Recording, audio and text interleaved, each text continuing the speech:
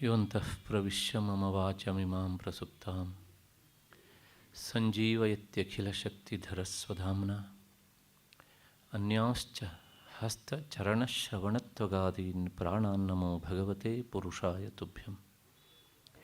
ಯಾ ವರ್ಣಪದವಾಕ್ಯಾರ್ಥಗದ್ಯಪದ್ಯಸ್ವರೂಪಿಣೀ ವಾಚಿ ನರ್ತಯತು ಕ್ಷಿಪ್ರಂ ಮೇಧಾನ್ ದೇವಿ ಸರಸ್ವತೀ. ಮೂಕಂ ಕರೋತಿ ವಾಚಾಲಂ ಪಂಗುಂ ಲಂಘಯತೆ ಗಿರಿಂ ಯತ್ಕೃಪಾತಮಹಂ ವಂದೇ ಪರಮಾನಂದಮಾಧವಂ. ನಾರಾಯಣಃ ಪರೋ ವ್ಯಕ್ತಾದಂಡಮವ್ಯಕ್ತಸಂಭವಂ ಅಂಡಸ್ಯಾಂತಸ್ತ್ವಿಮೇ ಲೋಕಾಃ ಸಪ್ತದ್ವೀಪಾ ಚ ಮೇದಿನಿ. ಶ್ರುತಿಸ್ಮೃತಿಪುರಾಣಾನಾಂ ಆಲಯಂ ಕರುಣಾಲಯಂ ನಮಾಮಿ ಭಗವತ್ಪಾದಂ ಶಂಕರಂ ಲೋಕಶಂಕರಂ. ನಮಸ್ತಸ್ಮೈ ಭಗವತೆ ಶಂಕರಾಚಾರ್ಯರೂಪಿಣೆ ಯೇನ ವೇದಾಂತವಿದ್ಯೇಯಂ ಉದ್ಧೃತಾ ವೇದಸಾಗರಾತ್. ನನ್ನ ಅಧ್ಯಾತ್ಮ ಬಂಧುಗಳೇ, ಈ ಕಾರ್ಯಕ್ರಮದ ಪ್ರಾಯೋಜಕರಾದಂಥ ಶ್ರೀಮತಿ ಪ್ರಭಾಶಾಸ್ತ್ರಿ ಮತ್ತು ಅವರ ಪರಿವಾರದವರೇ, ಎಲ್ಲ ಹಿರಿಯರೇ, ಯಾವ ಚೈತನ್ಯ ವಸ್ತು ನಮ್ಮೆಲ್ಲರ ಬುದ್ಧಿಯನ್ನು ಪ್ರಚೋದಿಸ್ತಾ ಉಂಟೋ ಆ ಚೈತನ್ಯಕ್ಕೆ ಮನಸ ವಂದನೆಗಳನ್ನು ಸಲ್ಲಿಸ್ತಾ ಇಂದಿನ ಚಿಂತನೆಗೆ ಮುಂದಾಗ್ತಾ ಇದ್ದೇನೆ. ನಿನ್ನೆ ದಿವಸ ನಾನು ಓಂಕಾರಕ್ಕೆ ಸಂಬಂಧಪಟ್ಟ ಹಾಗೆ ಕೆಲವು ಅರ್ಥಗಳನ್ನು ನಿಮ್ಮ ಮುಂದೆ ಇರಿಸಿದ್ದೇನೆ. ಹಾಗೆ ಹೇಳುವಾಗ ಓಂಕಾರದ ವಿಸ್ತೃತ ರೂಪ ವ್ಯಾಹೃತಿ, ವ್ಯಾಹೃತಿಯ ವಿಸ್ತೃತ ರೂಪ ಗಾಯತ್ರಿ, ಗಾಯತ್ರಿಯ ವಿಸ್ತೃತ ರೂಪ ಪುರುಷ ಸೂಕ್ತ, ಪುರುಷ ಸೂಕ್ತದ ವಿಸ್ತೃತ ರೂಪವೇ ಸಮಗ್ರ ವೇದ ಸಾಹಿತ್ಯ ಅಂತ ಹೇಳಿದೆ. ಇದನ್ನು ಕೇಳಿದ ಕೆಲವು ಜನ ಶ್ರೋತೃಗಳು ಓಂಕಾರದ ಬಗ್ಗೆನೋ ಕೆಲವು ಮಾಹಿತಿಯನ್ನು ಕೊಟ್ಟಿದ್ದೀರಿ, ಆದರೆ ಆ ವ್ಯಾಹೃತಿ ಬಗ್ಗೆ ನೀವೇನು ಹೇಳಲಿಲ್ವಲ್ಲ ಅಂತ ಹೇಳಿದರು. ನಾನು ಅವರಿಗೆ ಅದಕ್ಕೆ ಉತ್ತರ ನೇರ ಹೇಳಲಿಲ್ಲ, ಆದರೆ ಇವತ್ತು ತಮಾಷೆಯಾಗಿ ಹೇಳ್ತೇನೆ. ನಾನು ವ್ಯಾಹೃತಿ ಬಗ್ಗೆ ಹೇಳಲಿಲ್ಲ, ಗಾಯತ್ರಿ ಬಗ್ಗೆ ಹೇಳಲಿಲ್ಲ, ಪುರುಷ ಸೂಕ್ತ ಬಗ್ಗೆ ಹೇಳಲಿಲ್ಲ, ಮತ್ತು ವೇದ ಸಾಹಿತ್ಯದ ಬಗ್ಗೂ ಹೇಳಲಿಲ್ಲ. ನಾನು ಹೇಳಿದ್ದೇನನ್ನು ವೇದ ಸಾಹಿತ್ಯದ ಬೀಜ ಓಂಕಾರ ಅಂತ ಹೇಳಿದ್ನಲ್ಲ, ಅದಕ್ಕೆ ಮಾತ್ರ ಒಂದು ಸ್ವಲ್ಪ ವಿವರಣೆ ಕೊಟ್ಟಿದ್ದೇನೆ. ಹಾಗಾಗಿ ನನಗೆ ಗೊತ್ತು, ನಾನು ಹೇಳ್ತಾ ಇರುವ ವಿಷಯಗಳಲ್ಲಿ ಹೇಳೋದಕ್ಕಿಂತ ಬಿಡೋದೇ ಹೆಚ್ಚು ಅಂತ. ಅದರ ಜೊತೆಗೆ ಯಾಕೆ ಅದನ್ನು ಹೇಳಲಿಕ್ಕೆ ಹೋಗಲಿಲ್ಲ ಅಂದರೆ, ಪ್ರಕೃತಕ್ಕೆ ನನಗೆ ಬೇಕಾದದ್ದು ಓಂಕಾರ ಮಾತ್ರ ಆಗಿತ್ತು, ವ್ಯಾಹೃತಿ ಅಲ್ಲ, ಗಾಯತ್ರಿ ಅಲ್ಲ, ಪುರುಷ ಸೂಕ್ತ ಅಲ್ಲ. ಆದ್ದರಿಂದ ಆ ಪ್ರಣವದ ವಿವರಣೆಗೆ ಏನು ಬೇಕೋ ಅಷ್ಟನ್ನು ಹೇಳಿದ್ದೇನೆ. ಹಾಗಾಗಿ ವ್ಯಾಹೃತಿ ಬಗ್ಗೆ ಹೇಳಬೇಕು ಅಂದರೆ ವ್ಯಾಹೃತಿಗೆ ಸಂಬಂಧಪಟ್ಟ ಹಾಗೆ ಗಾಯತ್ರಿ ಬಗ್ಗೆ ಹೇಳಬೇಕು, ಗಾಯತ್ರಿಗೆ ಸಂಬಂಧಪಟ್ಟ ಹಾಗೆ ಅದರ ವಿಸ್ತೃತ ಪುರುಷ ಸೂಕ್ತ ಹೇಗೆ ಅಂತ ಹೇಳಬೇಕು. ಅದು ಬೇರೆ ವಿಚಾರ, ಅದೇ ಪ್ರತ್ಯೇಕ ಉಪನ್ಯಾಸಕ್ಕೆ ಎತ್ತಿಕೊಳ್ಳುವಂಥ ವಿಚಾರ. ಹಾಗಾಗಿ ಅವರಿಗೂ ಮುಂದೆ ಸಮಯ ಸಿಕ್ಕಾಗಿ ಹೇಳೋಣ ಅಂತ ಸಮಾಧಾನ ಹೇಳಿದ್ದೇನೆ. ಅಕಸ್ಮಾತ್ತಾಗಿ ಮತ್ತಾರ್ಯಾರಿಗೂ ಆ ಸಂಶಯ ಬಂದದ್ದಿದ್ದರೆ ದಯವಿಟ್ಟು ಅದೆಲ್ಲ ಒಂದೊಂದು ವಿಷಯವೇ ಒಂದೊಂದು ಉಪನ್ಯಾಸಕ್ಕೆ ಯೋಗ್ಯವಾದಂಥ ವಿಷಯ. ಕೇವಲ 2 ನಿಮಿಷ 3 ನಿಮಿಷದಲ್ಲಿ ಸಮಾಧಾನವನ್ನು ಕೊಟ್ಟು ಮುಂದಕ್ಕೆ ಹೋಗುವಂಥದ್ದು ಅಲ್ಲ. ಆದ್ದರಿಂದ ನಾನು ವಿವರಣೆ ಮಾಡದೆ ಬಿಟ್ಟಿದ್ದಕ್ಕೋಸ್ಕರ ದಯವಿಟ್ಟು ಯಾರೂ ಅನ್ಯಥಾ ಭಾವಿಸಬಾರದು. ನಾನೇ ಹೇಳ್ತಿದ್ದೇನೆ, ಹೇಳಿದ್ದಕ್ಕಿಂತ ಬಿಟ್ಟಿದ್ದು ಹೆಚ್ಚು ಅಂತ. ಒಂದು.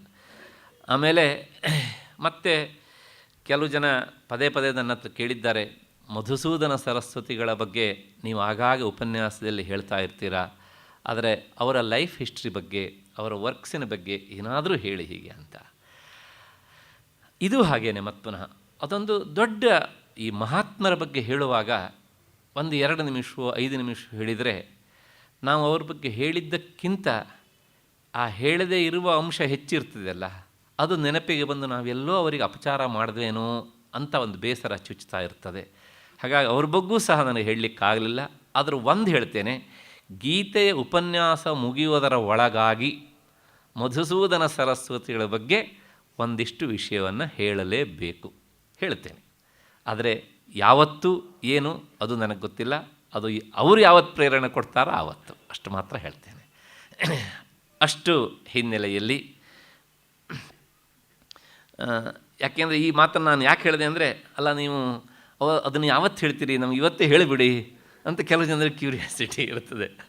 ಯಾಕೆಂದರೆ ಕೊನೆ ಪಕ್ಷ ಆವತ್ತು ನಾವು ಬಿಡು ಮಾಡಿಕೊಂಡು ಬಂದು ಕೂತು ಕೇಳಲಿಕ್ಕಾಗತ್ತಲ್ಲ ಅಂತ. ತಪ್ಪು ಅಂತ ನಾನು ಹೇಳೋದಿಲ್ಲ. ಆದರೆ ಹೇಳಿದ್ನಲ್ಲ, ನಾವು ಇವತ್ತು ಇಷ್ಟು ವಿಷಯವನ್ನು ಹೇಳಬೇಕು ಅಂತ ಒಂದಿಷ್ಟು ಯೋಚನೆ ಮಾಡಿರ್ತೇವೆ. ಹಾಗೆ ಯೋಚನೆ ಮಾಡಿಕೊಂಡು ಬರದೇ ಇದ್ದರೆ ಅದು ತರಗತಿಯ ಪಾಠ ಪ್ರಾಮಾಣಿಕವಾಗಿ ಆಗೋದಿಲ್ಲ. ಆದ್ದರಿಂದ ಅದು ಸರಿಯಾಗಬೇಕು. ಮತ್ತು ಮೂಲ ವಿಷಯ ಎಂದು ಮೂಲ ವಿಷಯವಾಗಿಯೇ ಇರಬೇಕು ಅಷ್ಟೇ ಹೊರತನು ಆನುಷಂಗಿಕವಾಗಿ ಅಥವಾ ಈ ವಿಷಯಕ್ಕೆ ಉಪೋದ್ಬಲಕವಾಗಿ ಹೇಳುವಂಥ ವಿಷಯ ಏನುಂಟು ಅದೇ ಒಂದು ಪ್ರಧಾನ ವಿಷಯ ಆಗಬಾರದು. ಅದನ್ನೇ ಕೈಗೆತ್ತಿಕೊಂಡಾಗ ಅದು ಪ್ರಧಾನ ವಿಷಯ ಆಗತ್ತೆ, ಆಗ ಅದರ ಬಗ್ಗೆ ಹೇಳಬೇಕು ಈಗ ಅಂತ. ಆದ್ರೂ ಮಧುಸೂದನ ಸರಸ್ವತಿಗಳ ಬಗ್ಗೆ ಯಾಕೆ ಹಾಗೆ ಹೇಳಿದೆ ಅಂದರೆ, ಭಾಷ್ಯಕಾರರಿಗೆ ಅತ್ಯಂತ ಹತ್ತಿರವಾಗಿ ಅವರ ವಿಷಯವನ್ನು ಗೀತೆಗೆ ಸಂಬಂಧಪಟ್ಟ ಹಾಗೆ ಹೇಳ್ತಾ ಬಂದಿದ್ದಾರೆ. ಆದ್ದರಿಂದ ಅವರ ವಿಷಯವನ್ನು ಹೇಳಬೇಕು. ಭಾಷ್ಯಕಾರರ ಬಗ್ಗೆ ಬಹಳಷ್ಟು ಜನರಿಗೆ ಗೊತ್ತು, ಭಗವತ್ಪಾದರ ಬಗ್ಗೆ. ಆದರೆ ಮಧುಸೂದನ ಸರಸ್ವತಿಗಳ ಬಗ್ಗೆ ಅಷ್ಟಾಗಿ ಗೊತ್ತಿಲ್ಲ. ಗೀತೆಗೆ ಇಂಥ ರಸದೌತಣವನ್ನು ಅವರು ಕೊಟ್ಟಿದ್ದಾರೆ ಅವರ ವ್ಯಾಖ್ಯಾನದ ಮೂಲಕ. ಅದರ ಹೆಸರೇ ಗೂಢಾರ್ಥ ದೀಪಿಕಾ ಅಂತ. ಅಂದರೆ ರಹಸ್ಯವಾದ ಅರ್ಥವನ್ನು ಪ್ರಕಾಶಪಡಿಸುವ ದೀಪ ತನ್ನ ವ್ಯಾಖ್ಯಾನ ಅಂತ. ಇಷ್ಟೊಂದು ಸುಂದರವಾದಂಥ ವ್ಯಾಖ್ಯಾನ ಕೊಟ್ಟವರನ್ನು ನಾವು ಮರೆತರೆ ಅದು ಸಹ ತಪ್ಪಾಗಿ ಬಿಡುತ್ತದೆ. ಹಾಗಾಗಿ ಅದನ್ನು ಯಾವತ್ತೂ ಒಂದು ದಿವಸ ಅಷ್ಟೇ ಮಾತ್ರ ಹೇಳಬಲ್ಲೆ. ಈ 18ನೇ ಅಧ್ಯಾಯ ಮುಗಿಯೋದ್ರ ಒಳಗೋ ಅಥವಾ ಕೊನೆಯ ಪಕ್ಷ ಮುಗಿಯುವ ದಿನವಾದರೂ ಗೊತ್ತಿಲ್ಲ. ಅದನ್ನು ಯಥಾಮತಿ ತಿಳಿಸಿಕೊಡುವ ಪ್ರಯತ್ನ ಮಾಡ್ತೇನೆ. ಈಗ ಪ್ರಕೃತಕ್ಕೆ, ಈ ವಿಷಯಕ್ಕೆ ಬರೋಣ. ನಾನು ಹಿಂದೆ 2 ಸಲ ಹೇಳಿದ್ದೇನೆ, ಗೀತಾ ಮಂದಿರ ಎನ್ನುವಂಥದ್ದು 18 ಅಂತಸ್ತಿನ ಒಂದು ಮಹಾ ಕಟ್ಟಡ, ಒಂದು ದೊಡ್ಡ ಭವನ. ನಾವು ಈಗ 17 ಅಟ್ಟವನ್ನು ಏರಿ ಬಂದಿದ್ದೇವೆ. ಈಗ ಇಂದಿನಿಂದ 18ನೇ ಅಟ್ಟಕ್ಕೆ ಹೋಗಬೇಕು. ಹಾಗೆ ಹೋಗುವಾಗ ಈ 18ನೆಯ ಅಟ್ಟದಲ್ಲಿ ಪ್ರಧಾನವಾಗಿ ಭಗವಂತ ಏನು ಹೇಳಲಿಕ್ಕೆ ಹೊರಟಿದ್ದಾನೆ ಅನ್ನೋದನ್ನು ನಾವೊಮ್ಮೆ ವಿಚಾರ ಮಾಡಬೇಕು. ಮತ್ತು ಈ ಅಧ್ಯಾಯಕ್ಕೆ ಸಂಬಂಧಪಟ್ಟ ಹಾಗೆ ಕೆಲವು ವಿಚಾರಗಳು. ಈ ಅಧ್ಯಾಯದ ಹೆಸರು ಮೋಕ್ಷ ಸನ್ಯಾಸ ಯೋಗ ಅಂತ. ಹಿಂದೆ ಒಮ್ಮೆ ಸನ್ಯಾಸ ಯೋಗ ಅಂತ ಬಂದಿತ್ತು. ಆದರೆ ಈ ಅಧ್ಯಾಯದ ಹೆಸರು ಮೋಕ್ಷ ಸನ್ಯಾಸ ಯೋಗ ಅಂತ.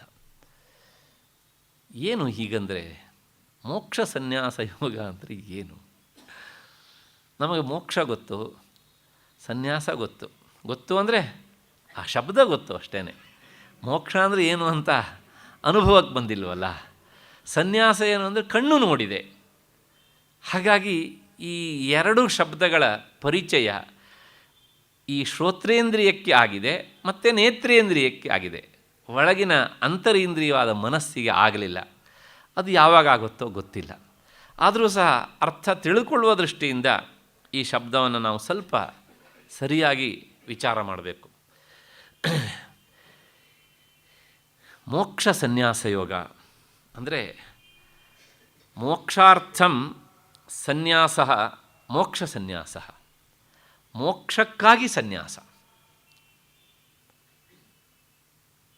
ಈ ಶಬ್ದವನ್ನು ನಾವು ಮತ್ತೆ ಮತ್ತೆ ಮನಸ್ಸಿಗೆ ತಂದುಕೊಳ್ಬೇಕು. ಸನ್ಯಾಸ ಯಾಕೆ? ಮೋಕ್ಷಕ್ಕಾಗಿ. ಸನ್ಯಾಸ ಕಾಲೇಜನ್ನು ನಡೆಸೋದಕ್ಕಾಗಿ ಅಲ್ಲ, ಸನ್ಯಾಸ ಬ್ಯಾಂಕ್ಗಳನ್ನು ನಡೆಸೋದಕ್ಕಾಗಿ ಅಲ್ಲ, ಸನ್ಯಾಸ ನಾನು ಸಾಮಾಜಿಕವಾದ ಸುಧಾರಣೆ ಮೂಲಕ ಸಮಾಜ ಉದ್ಧಾರ ಮಾಡ್ತೇನೆ ಅನ್ನೋದಕ್ಕೂ ಅಲ್ಲ. ವಿದ್ಯಾರಣ್ಯರು ಮಾಡಿದ್ದಾರೆ. ಯಾವುದರಿಂದ ಮಾಡಿದ್ರು? ಅವರು ಕೇವಲ ತಮ್ಮ ಜ್ಞಾನದಿಂದ ಮಾಡಿದರು. ಎಷ್ಟರ ಮಟ್ಟಿಗೆ ಅವರು ದೃಢವಾಗಿರಬೇಕು ಅಂದರೆ ಅವರ ಹತ್ರ ಜನ ತಾನಾಗಿ ಹೋಗಬೇಕೆ ಅಷ್ಟೇ ಹೊರತು ಅವರು ನಾನು ನಿಮ್ಮನ್ನು ಉದ್ಧಾರ ಮಾಡ್ತೇನೆ ಅಂಥೇಳಿ ಜನರ ಬಳಿಗೆ ಬರುವುದಲ್ಲ. ಹಾಗಾಗಿ ಅವರ ಸನ್ಯಾಸ ಮೋಕ್ಷಕ್ಕೆ ಅಂತಾದಾಗ ಆಗ ಏನಾಗುತ್ತೆ ಅಂತ ಕೇಳಿದರೆ, ಈ ಸಕ್ಕರೆಗೆ ಇರುವೆಗಳು ಕರೆಯದೇ ಇದ್ದರೂ ಬರುವ ಹಾಗೆ ಜನ ಬಂದುಬಿಡ್ತಾರೆ.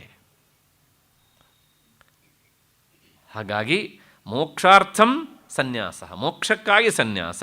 ಸಯೇವ ಯೋಗ, ಅದೇ ಒಂದು ಯೋಗ. ಯೋಗ ಅಂದರೆ ಉಪಾಯ, ಸಾಧನೆ. ಸನ್ಯಾಸವೇ ಒಂದು ಸಾಧನೆ. ಇದಿಷ್ಟು ಈ ಮೋಕ್ಷ ಸನ್ಯಾಸ ಯೋಗ ಎನ್ನುವಂತಹ ಶಬ್ದಕ್ಕೆ ಅರ್ಥ. ಇದನ್ನು ಸಾಮಾನ್ಯ ಎಲ್ಲ ವ್ಯಾಖ್ಯಾನಕಾರರು ಇದೇ ಹೆಸರನ್ನು ಹೇಳಿಕೊಂಡು ಬಂದಿದ್ದಾರೆ. ಈ ಸಂಸ್ಥೆಯ ಸಂಸ್ಥಾಪಕರಾದಂಥ ಪೂಜ್ಯ DVG ಅವರು ಇದಕ್ಕೆ ಅವರು ಬೇರೆ ಒಂದು ಹೆಸರನ್ನು ಕೊಟ್ಕೊಂಡಿದ್ದಾರೆ. ಎರಡಕ್ಕೂ ತಾತ್ಪರ್ಯ ಒಂದೇ, ತದೇಕ ಶರಣತಾ ಯೋಗ ಅಂತ. ತದೇಕ ಶರಣತ ಅಂದರೆ ಆ ತತ್ ಅನ್ನೋದಕ್ಕೆ ಭಗವಂತ ಅಂತ ಅರ್ಥ, ಅಂದರೆ ಸಗುಣ ರೂಪ ಅಂತ ನಾವು ಇಟ್ಕೊಳ್ಬಹುದು. ಅಥವಾ ತತ್ ಅಂದರೆ ನಿನ್ನೆ ದಿವಸ ನಾವು ನೋಡಿದ್ದೇವೆ ಬ್ರಹ್ಮವಸ್ತು ಅಂತ, ಅಂದರೆ ಆ ಬ್ರಹ್ಮವಸ್ತುವಿಗಾಗಿಯೇ ಜೀವನ ಮುಡುಪಾಗಿಡಬೇಕು. ನೋಡಿ, ಇದು ಅದೇ ಅರ್ಥ. ಮೋಕ್ಷಾರ್ಥಂ ಸನ್ಯಾಸ, ಮೋಕ್ಷ ಸನ್ಯಾಸ. ಕೇವಲ ಶಬ್ದ ಬೇರೆ, ಅಂತತೋಗತ್ವ ಅರ್ಥದಲ್ಲಿ ಎರಡೂ ಶಬ್ದದಲ್ಲೂ ಸಮಾನತೆ ಉಂಟು. ಹಾಗಾಗಿ ತದೇಕ ಶರಣತಾ ಯೋಗ ಅಂತ ಅವರು ಈ ಅಧ್ಯಾಯವನ್ನು ತಮ್ಮ ಜೀವನ ಧರ್ಮಯೋಗದಲ್ಲಿ ಈ ಹೆಸರಿನಿಂದ ಕರೆದಿದ್ದಾರೆ. ಇಷ್ಟು ಈ ಅಧ್ಯಾಯದ ಹೆಸರಿಗೆ, ಅಂದರೆ ಆ ಪುಷ್ಟಿಕೆಗೆ ಸಂಬಂಧಪಟ್ಟ ವಿವರಣೆ. ಭಗವಂತ ಹಿಂದಿನ ಅಧ್ಯಾಯಗಳಲ್ಲಿ, ಹಿಂದಿನ ಅಧ್ಯಾಯಗಳಲ್ಲಿ ಅಂತ ಹೇಳಿದ್ದೇನೆ ನಾನು, ಅಂದರೆ 2ನೇ ಅಧ್ಯಾಯದಿಂದ ಪ್ರಾರಂಭಗೊಂಡು ಈ ಹಿಂದಿನ 17ನೇ ಅಧ್ಯಾಯದವರೆಗೆ ಬಹಳಷ್ಟು ಬಾರಿ ಸನ್ಯಾಸ ಎನ್ನುವಂಥ ಶಬ್ದವನ್ನು ಮತ್ತು ತ್ಯಾಗ ಅನ್ನುವ ಶಬ್ದವನ್ನು ಬಳಸಿದ್ದಾನೆ. ಈ ಎರಡೂ ಶಬ್ದವನ್ನು ಪದೇ ಪದೇ ಬಳಸ್ತಾ ಬಂದಿದ್ದಾನೆ. ಅರ್ಜುನನಿಗೆ ಹೇಳ್ತಾನೆ, ನಿನಗೆ ಸನ್ಯಾಸ ಬೇಡ, ಆದರೆ ನೀನು ತ್ಯಾಗ ಮಾಡು ಅಂತಾನೆ. ನಿನಗೆ ಸನ್ಯಾಸ ಬೇಡ, ನೀನು ತ್ಯಾಗ ಮಾಡು ಅಂತ ಹೇಳಿದ್ರಿಂದಲೇ ಅರ್ಜುನನಿಗೆ ಸಂಶಯ ಬಂತು. ಓಹೋ, ಸನ್ಯಾಸಕ್ಕಿಂತ ತ್ಯಾಗ ಅನ್ನೋದು ಬೇರೆ ಇರಬೇಕು, ಅದಕ್ಕೋಸ್ಕರ ಭಗವಂತ ನನಗೆ ಹೀಗೆ ಹೇಳ್ತಾನೆ ಅಂತ. ಆದರೆ ವಾಸ್ತವಿಕ ನೆಲೆಯಲ್ಲಿ ಅದು ಎರಡಕ್ಕೂ ಸಮಾನವಾದ ಅರ್ಥ ಬಿಡುವುದು ಅಂತ. ಆದರೆ ಭಗವಂತ ಇಲ್ಲಿ ಮತ್ತೆ ಮತ್ತೆ ಹಾಗೆ ಹೇಳ್ತಾನೆ ಅಂತಾದರೆ ಅದು ಎರಡಕ್ಕೂ ಏನೋ ಒಂದು ಸೂಕ್ಷ್ಮವಾದ ಭೇದ ಇರಬೇಕು. ಆದ್ದರಿಂದ ನಿನಗೆ ಸನ್ಯಾಸ ಬೇಡ, ನೀನು ತ್ಯಾಗ ಮಾಡು ಅಂತ ಹೇಳ್ತಾನೆ ಅಂತಾದರೆ ಸನ್ಯಾಸಕ್ಕೂ ತ್ಯಾಗಕ್ಕೂ ಏನೋ ಅರ್ಥಭೇದ ಇರಬೇಕು. ಅದಕ್ಕೋಸ್ಕರ ಭಗವಂತ ನನಗೆ ಸನ್ಯಾಸ ಬೇಡ, ನೀನು ತ್ಯಾಗ ಮಾಡು ಅಂತ ಹೇಳ್ತಾನೆ ಅಂತ ಅರ್ಜುನನಿಗೆ ಸಂಶಯ ಬಂತು. ಅರ್ಜುನನಿಗಷ್ಟೇ ಅಲ್ಲ, ನಮಗೂ ಸಹ ಈ ಎರಡೂ ಶಬ್ದಕ್ಕೂ ಬಿಡುವುದು ಅಂತ ಅರ್ಥ ಗೊತ್ತಿದ್ದಾಗ ಯಾರೂ ಹಿರಿಯರು ನಿನಗೆ ಸನ್ಯಾಸ ಬೇಡ, ನೀ ತ್ಯಾಗ ಮಾಡು ಅಂತ ಹೇಳಿದರೆ ಆಗ ನಮಗೂ ಸಹ ಏನಾಗುತ್ತೆ, ತಲೆಯಲ್ಲಿ ವಿಚಾರ ಕೊರೆಯೋದಕ್ಕೆ ಪ್ರಾರಂಭ ಆಗುತ್ತೆ. ಹಾಗಿದ್ದರೆ ಇದು ಎರಡಕ್ಕೂ ಏನೋ ವ್ಯತ್ಯಾಸ ಇರಬೇಕಲ್ಲ ಅಂತ. ಹೀಗೆ ಸಂಶಯವನ್ನು ಹೊತ್ತಂತಹ ಅರ್ಜುನ ಈ ಅಧ್ಯಾಯದ ಮೊದಲನೇ ಶ್ಲೋಕದಲ್ಲಿ ಪ್ರಶ್ನೆ ಕೇಳ್ತಾನೆ, ಸನ್ಯಾಸ ಅಂದರೆ ಏನು ಮತ್ತು ತ್ಯಾಗ ಅಂದರೆ ಏನು ಅಂತ. ಅವನ ಪ್ರಶ್ನೆಯಿಂದಲೇ ಈ ಅಧ್ಯಾಯ ಪ್ರಾರಂಭ ಆಗುತ್ತೆ. ಇಷ್ಟು ಹಿನ್ನೆಲೆಯಲ್ಲಿ ಈಗ ನಮಗೊಂದು ಸಂಶಯ. ಹಿಂದಿನ ಎಲ್ಲ ಅಧ್ಯಾಯಗಳಲ್ಲೂ ಈ ಎರಡು ಶಬ್ದಗಳನ್ನು ಭಗವಂತ ಪದೇ ಪದೇ ಹೇಳ್ತಾ ಬಂದಿದ್ದಾನೆ ಅಂತ ನಾನು ಹೇಳಿದೆ. ಯಾವ್ಯಾವ ಅಧ್ಯಾಯದಲ್ಲಿ ಹೇಳಿದ್ದಾನೆ ಅದನ್ನು ಹೇಳಿಲ್ವಲ್ಲ ನೀವು ಅಂತ ಮತ್ತೆ ಪುನಃ ಸಂಶಯ ಬಂದುಬಿಡುತ್ತೆ. ಅದಕ್ಕೋಸ್ಕರ ಒಂದು ಸಣ್ಣ ಪಟ್ಟಿ ಕೊಟ್ಬಿಡ್ತೇನೆ, ಯಾವ್ಯಾವ ಅಧ್ಯಾಯಗಳಲ್ಲಿ ಭಗವಂತ ಈ ಎರಡು ಶಬ್ದಗಳನ್ನು ಬಳಸ್ತಾ ಬಂದಿದ್ದಾನೆ ಅನ್ನೋದನ್ನು. 3ನೇ ಅಧ್ಯಾಯ 30ನೆಯ ಶ್ಲೋಕ, ಮಯಿ ಸರ್ವಾಣಿ ಕರ್ಮಾಣಿ ಸನ್ಯಸ್ಯ ಅಂತಾನೆ. ನನ್ನಲ್ಲಿ ಎಲ್ಲ ಕರ್ಮಗಳನ್ನೂ ನೀನು ಸನ್ಯಾಸ ಮಾಡು. ಸನ್ಯಸ್ಯ ಅಂದರೆ ಸನ್ಯಾಸ ಮಾಡಿ ಅಂತ ಅರ್ಥ. ಅದಕ್ಕೆ ಇದು ಒಂದು ಕಡೆಗೆ ಬಂದಂಥದ್ದು ಸನ್ಯಾಸ, ಸನ್ಯಸ್ಯ ಅಂದರೆ ಸನ್ಯಾಸ ಮಾಡಿ ಅಂತ ಅರ್ಥ. ಇದು ಒಂದು ಕಡೆಗೆ. ಮತ್ತು 4ನೇ ಅಧ್ಯಾಯದ 20ನೆಯ ಶ್ಲೋಕ, ತ್ಯಕ್ತ್ವಾ ಕರ್ಮಫಲಾಸಂಗಂ. ತ್ಯಕ್ತ್ವಾ ಅಂದರೆ ಹ್ಯಾವಿಂಗ್ ಲೆಫ್ಟ್ ಅಂತ. ಬಿಟ್ಟು ಅಂದರೆ ಬಿಟ್ಟು ಅಂದರೆ ಏನು, ಅದರ ನೌನ್ ಫಾರಮ್ ಹೇಗಾಗುತ್ತೆ, ತ್ಯಾಗ ಅಂತ ಆಗುತ್ತೆ. ಆ ತ್ಯಾಗ ಅನ್ನೋದರ ತ್ವಾಂತರೂಪ ಅದು ತ್ಯಕ್ತ್ವ ಅಂತ ಆಗತ್ತೆ. ಹಾಗಾಗಿ ತ್ಯಾಗ ಎನ್ನುವಂತಹ ಅರ್ಥವನ್ನು ಹೇಳುವ ಶಬ್ದ ಬಂತು. ಇದೇ 4ನೇ ಅಧ್ಯಾಯದ 41ನೇ ಶ್ಲೋಕ, ಯೋಗ ಸನ್ಯಸ್ತ ಕರ್ಮಾಣಂ ಜ್ಞಾನ ಸಂಚಿನ್ನ ಸಂಶಯಂ ಅಂತಾನೆ. ಮತ್ತೆ ಬಂತು ಯೋಗ ಸನ್ಯಸ್ತ ಅಂತ. ಸನ್ಯಸ್ತ ಅಂದರೆ ಸನ್ಯಾಸ ಮಾಡಿದ್ದು, ಬಿಟ್ಟಿದ್ದು ಅಂತ ಅರ್ಥ. ಇದು 3ನೆಯ ಶ್ಲೋಕ, ಅಂದರೆ ಈ ಪಟ್ಟಿಯಲ್ಲಿ ಬಂದಂಥದ್ದು. ಅದಾದ ಮೇಲೆ 5ನೇ ಅಧ್ಯಾಯದ 1ನೆಯ ಶ್ಲೋಕ, ಸನ್ಯಾಸಂ ಕರ್ಮಣಾಂ ಕೃಷ್ಣ ಪುನರ್ಯೋಗಂಚ ಶಂಸಸಿ. ನೀನು ಸನ್ಯಾಸವನ್ನೂ ಹೇಳ್ತೀಯೆ, ಯೋಗವನ್ನೂ ಹೇಳ್ತೀಯೆ ಅಂತ. ಹಾಗಾಗಿ ಪುನಃ ನೋಡಿ ಸನ್ಯಾಸ ಎನ್ನುವಂಥ ಶಬ್ದ ಬಂತು. ಮತ್ತು ಇದೇ ಅಧ್ಯಾಯದ 2ನೆಯ ಶ್ಲೋಕದಲ್ಲಿ ಸನ್ಯಾಸ ಕರ್ಮಯೋಗಶ್ಚ ನಿಶ್ರೇಯಸಕರಾವುಭೌ ಅಂತಾನೆ. ಹಾಗಾಗಿ ಮತ್ತೆ ಪುನಃ ಅಲ್ಲೂ ಸಹ ಈ ಶಬ್ದ ಬಂತು. ಇದೇ ಅಧ್ಯಾಯದ 6ನೆಯ ಶ್ಲೋಕ ಮತ್ತೆ ಪುನಃ ಸನ್ಯಾಸಸ್ತು ಮಹಾಬಾಹೋ ದುಃಖಮಾಪ್ತುಂ ಅಯೋಗತಃ ಅಂತಾನೆ. ಇಲ್ಲಿ ಮತ್ತೆ ಪುನಃ ಸನ್ಯಾಸ ಎನ್ನುವಂಥ ಶಬ್ದ ಬಂತು. ಮತ್ತು ಇದೇ ಅಧ್ಯಾಯದ 12ನೆಯ ಶ್ಲೋಕ ಯುಕ್ತ ಕರ್ಮಫಲಂ ತ್ಯಕ್ತ್ವ ಅಂತಾನೆ. ಮತ್ತೆ ಹ್ಯಾವಿಂಗ್ ಲೆಫ್ಟ್ ಅಂತ ಮತ್ತೆ ಪುನಃ ತ್ಯಾಗ ಎನ್ನುವಂಥ ಅರ್ಥವನ್ನು ಹೇಳುವ ತ್ವಾಂತ ಅವ್ಯಯ ಬಂತು. ಮತ್ತು 5ನೇ ಅಧ್ಯಾಯದ 12ನೇ ಶ್ಲೋಕ 5ನೇ ಅಧ್ಯಾಯದ 13ನೇ ಶ್ಲೋಕ, ಸರ್ವಕರ್ಮಾಣಿ ಮನಸ ಸನ್ಯಸ್ಯಾಸ್ತೆ, ಎಲ್ಲ ಕರ್ಮಗಳನ್ನು ಮನಸ್ಸಿನಲ್ಲಿಯೇ ನೀನು ಸನ್ಯಾಸ ಮಾಡಿಬಿಡು, ಹಾಗೆ ಮಾಡಿದವನು ಇರ್ತಾನೆ ಜ್ಞಾನಿ ಅಂತ ಅಲ್ಲಿ ಹೇಳ್ತಾನೆ ಮತ್ತೆ ಪುನಃ. ಮತ್ತು 9ನೇ ಅಧ್ಯಾಯದ 28ನೆಯ ಶ್ಲೋಕದಲ್ಲಿ ಹೇಳ್ತಾನೆ, ಶುಭಾಶುಭ ಫಲೈರೇವಂ ಮೋಕ್ಷಸೆ ಅಂಥೇಳಿ ಸನ್ಯಾಸ ಯೋಗ ಯುಕ್ತಾತ್ಮ. ಸನ್ಯಾಸ ಅಂತ ಮತ್ತೆ ಪುನಃ ಈ ಶಬ್ದವನ್ನು ಬಳಕೆ ಮಾಡ್ತಾನೆ. ಅಷ್ಟಾದ ಮೇಲೆ 12ನೇ ಅಧ್ಯಾಯದ 6ನೆಯ ಶ್ಲೋಕದಲ್ಲಿ ಏತು ಸರ್ವಾಣಿ ಕರ್ಮಾಣಿ ಮಯಿ ಸನ್ಯಸ್ಯ, ಯಾರು ಎಲ್ಲ ಕರ್ಮಗಳನ್ನು ನನ್ನಲ್ಲಿ ಸನ್ಯಾಸ ಮಾಡ್ತಾರೋ ಅಂತ ಮತ್ತೆ ಪುನಃ ಹೇಳ್ತಾನೆ. ಇದೇ ಅಧ್ಯಾಯದ 11ನೆಯ ಶ್ಲೋಕ ಸರ್ವ ಕರ್ಮ ಫಲತ್ಯಾಗಂ ಅಂತಾನೆ. ಮತ್ತೆ ಫಲತ್ಯಾಗ, ತ್ಯಾಗ ಎನ್ನುವಂತಹ ಶಬ್ದ ಬಂತು. ತತಃ ಕುರು ಯಥಾತ್ಮವಾನ್. ಮತ್ತು ಈ 12ನೇ ಅಧ್ಯಾಯದ 12ನೇ ಶ್ಲೋಕ ಧ್ಯಾನಾತ್ ಕರ್ಮ ಫಲತ್ಯಾಗ ಅಂತ ಮತ್ತೆ ಪುನಃ ತ್ಯಾಗ ಎನ್ನುವಂತಹ ಶಬ್ದವನ್ನು ಬಳಸ್ತಾನೆ. ಮತ್ತಲ್ಲೇ ಹೇಳ್ತಾನೆ ತ್ಯಾಗಾತ್ ಕರ್ಮಫಲಾತ್ ಅಂತ. ಹೀಗೆ ಆ ಒಂದು ಶ್ಲೋಕದಲ್ಲಿ 2 ಸಲ ತ್ಯಾಗ ಎನ್ನುವಂತಹ ಶಬ್ದವನ್ನು ಬಳಸ್ತಾನೆ. 12ನೇ ಅಧ್ಯಾಯದ 16ನೇ ಶ್ಲೋಕ ಸರ್ವಾರಂಭ ಪರಿತ್ಯಾಗಿ, ತ್ಯಾಗಿ ಅಂದರೂ ಒಂದೇ, ಪರಿತ್ಯಾಗಿ ಅಂದ್ರೂ ಒಂದೇ. ಪರಿ ಅನ್ನುವಂಥದ್ದು ಪ್ರಿಪೋಸಿಷನ್. ಮತ್ತು 14ನೇ ಅಧ್ಯಾಯದ 25ನೇ ಶ್ಲೋಕ ಮಾನಾಪಮಾನಯೋಸ್ತುಲ್ಯ ತುಲ್ಯೋ ಮಿತ್ರಾರಿ ಪಕ್ಷಯೋ ಸರ್ವಾರಂಭ ಪರಿತ್ಯಾಗಿ ಮತ್ತೆ ಪುನಃ ಬಂತು.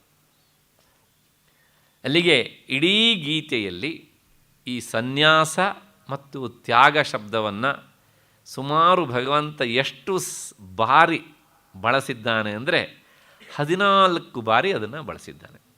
ಹಾಗಾಗಿ ಹೇಳಿದೆ ಒಂದು ಪಟ್ಟಿ ಕೊಟ್ಬಿಡ್ತೇನೆ ಹೀಗೆ ಅಂತ. ಯಾಕೆಂದರೆ ಹೇಳಿದ್ರಿ ಎಲ್ಲೆಲ್ಲಿ ಅಂತ ಗೊತ್ತಾಗಲಿಲ್ಲ ಅಂತ. ಈಗಲೂ ಪ್ರಾಯಶಃ ನೀವು ಟಿಕ್ ಮಾಡ್ಕೊಳ್ಳೋಷ್ಟೊತ್ತಿಗೆ ನಾನು ಮುಂದೆ ಬಂದುಬಿಟ್ಟಿದ್ದೇನೆ.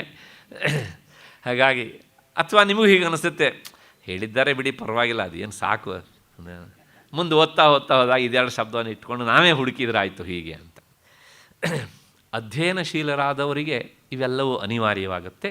ಹಾಗಾಗಿ ಅನುಕೂಲ ಆಗುವಂತಿದ್ದರೆ ಆಗಲಿ ಅಂಥೇಳಿ ಈ ಪಟ್ಟಿಯನ್ನು ನಿಮ್ಮ ಮುಂದೆ ಇಟ್ಟಿದ್ದೇನೆ. ಈ ಎಲ್ಲ ಸ್ಥಳಗಳಲ್ಲೂ ಸಹ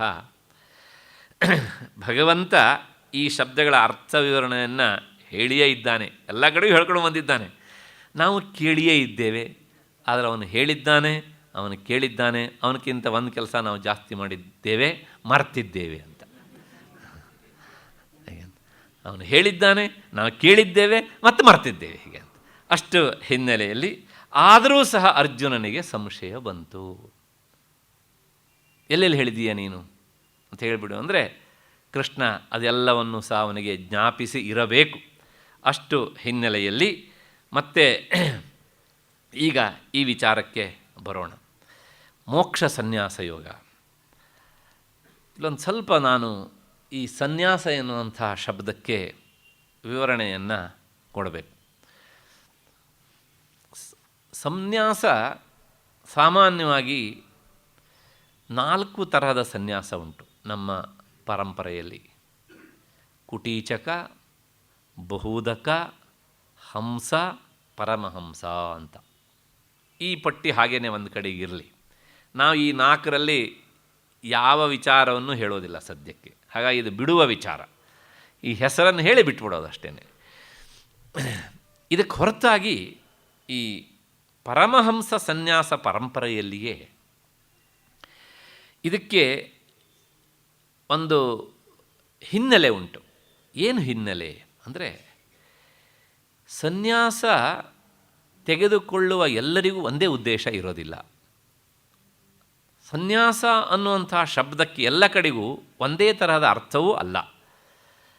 ಆದರೂ ಸಹ ಅದರ ಅರ್ಥವನ್ನು ನಾವು ತಿಳ್ಕೊಳ್ಬೇಕು. ಏನು ಅಂದರೆ, ಈ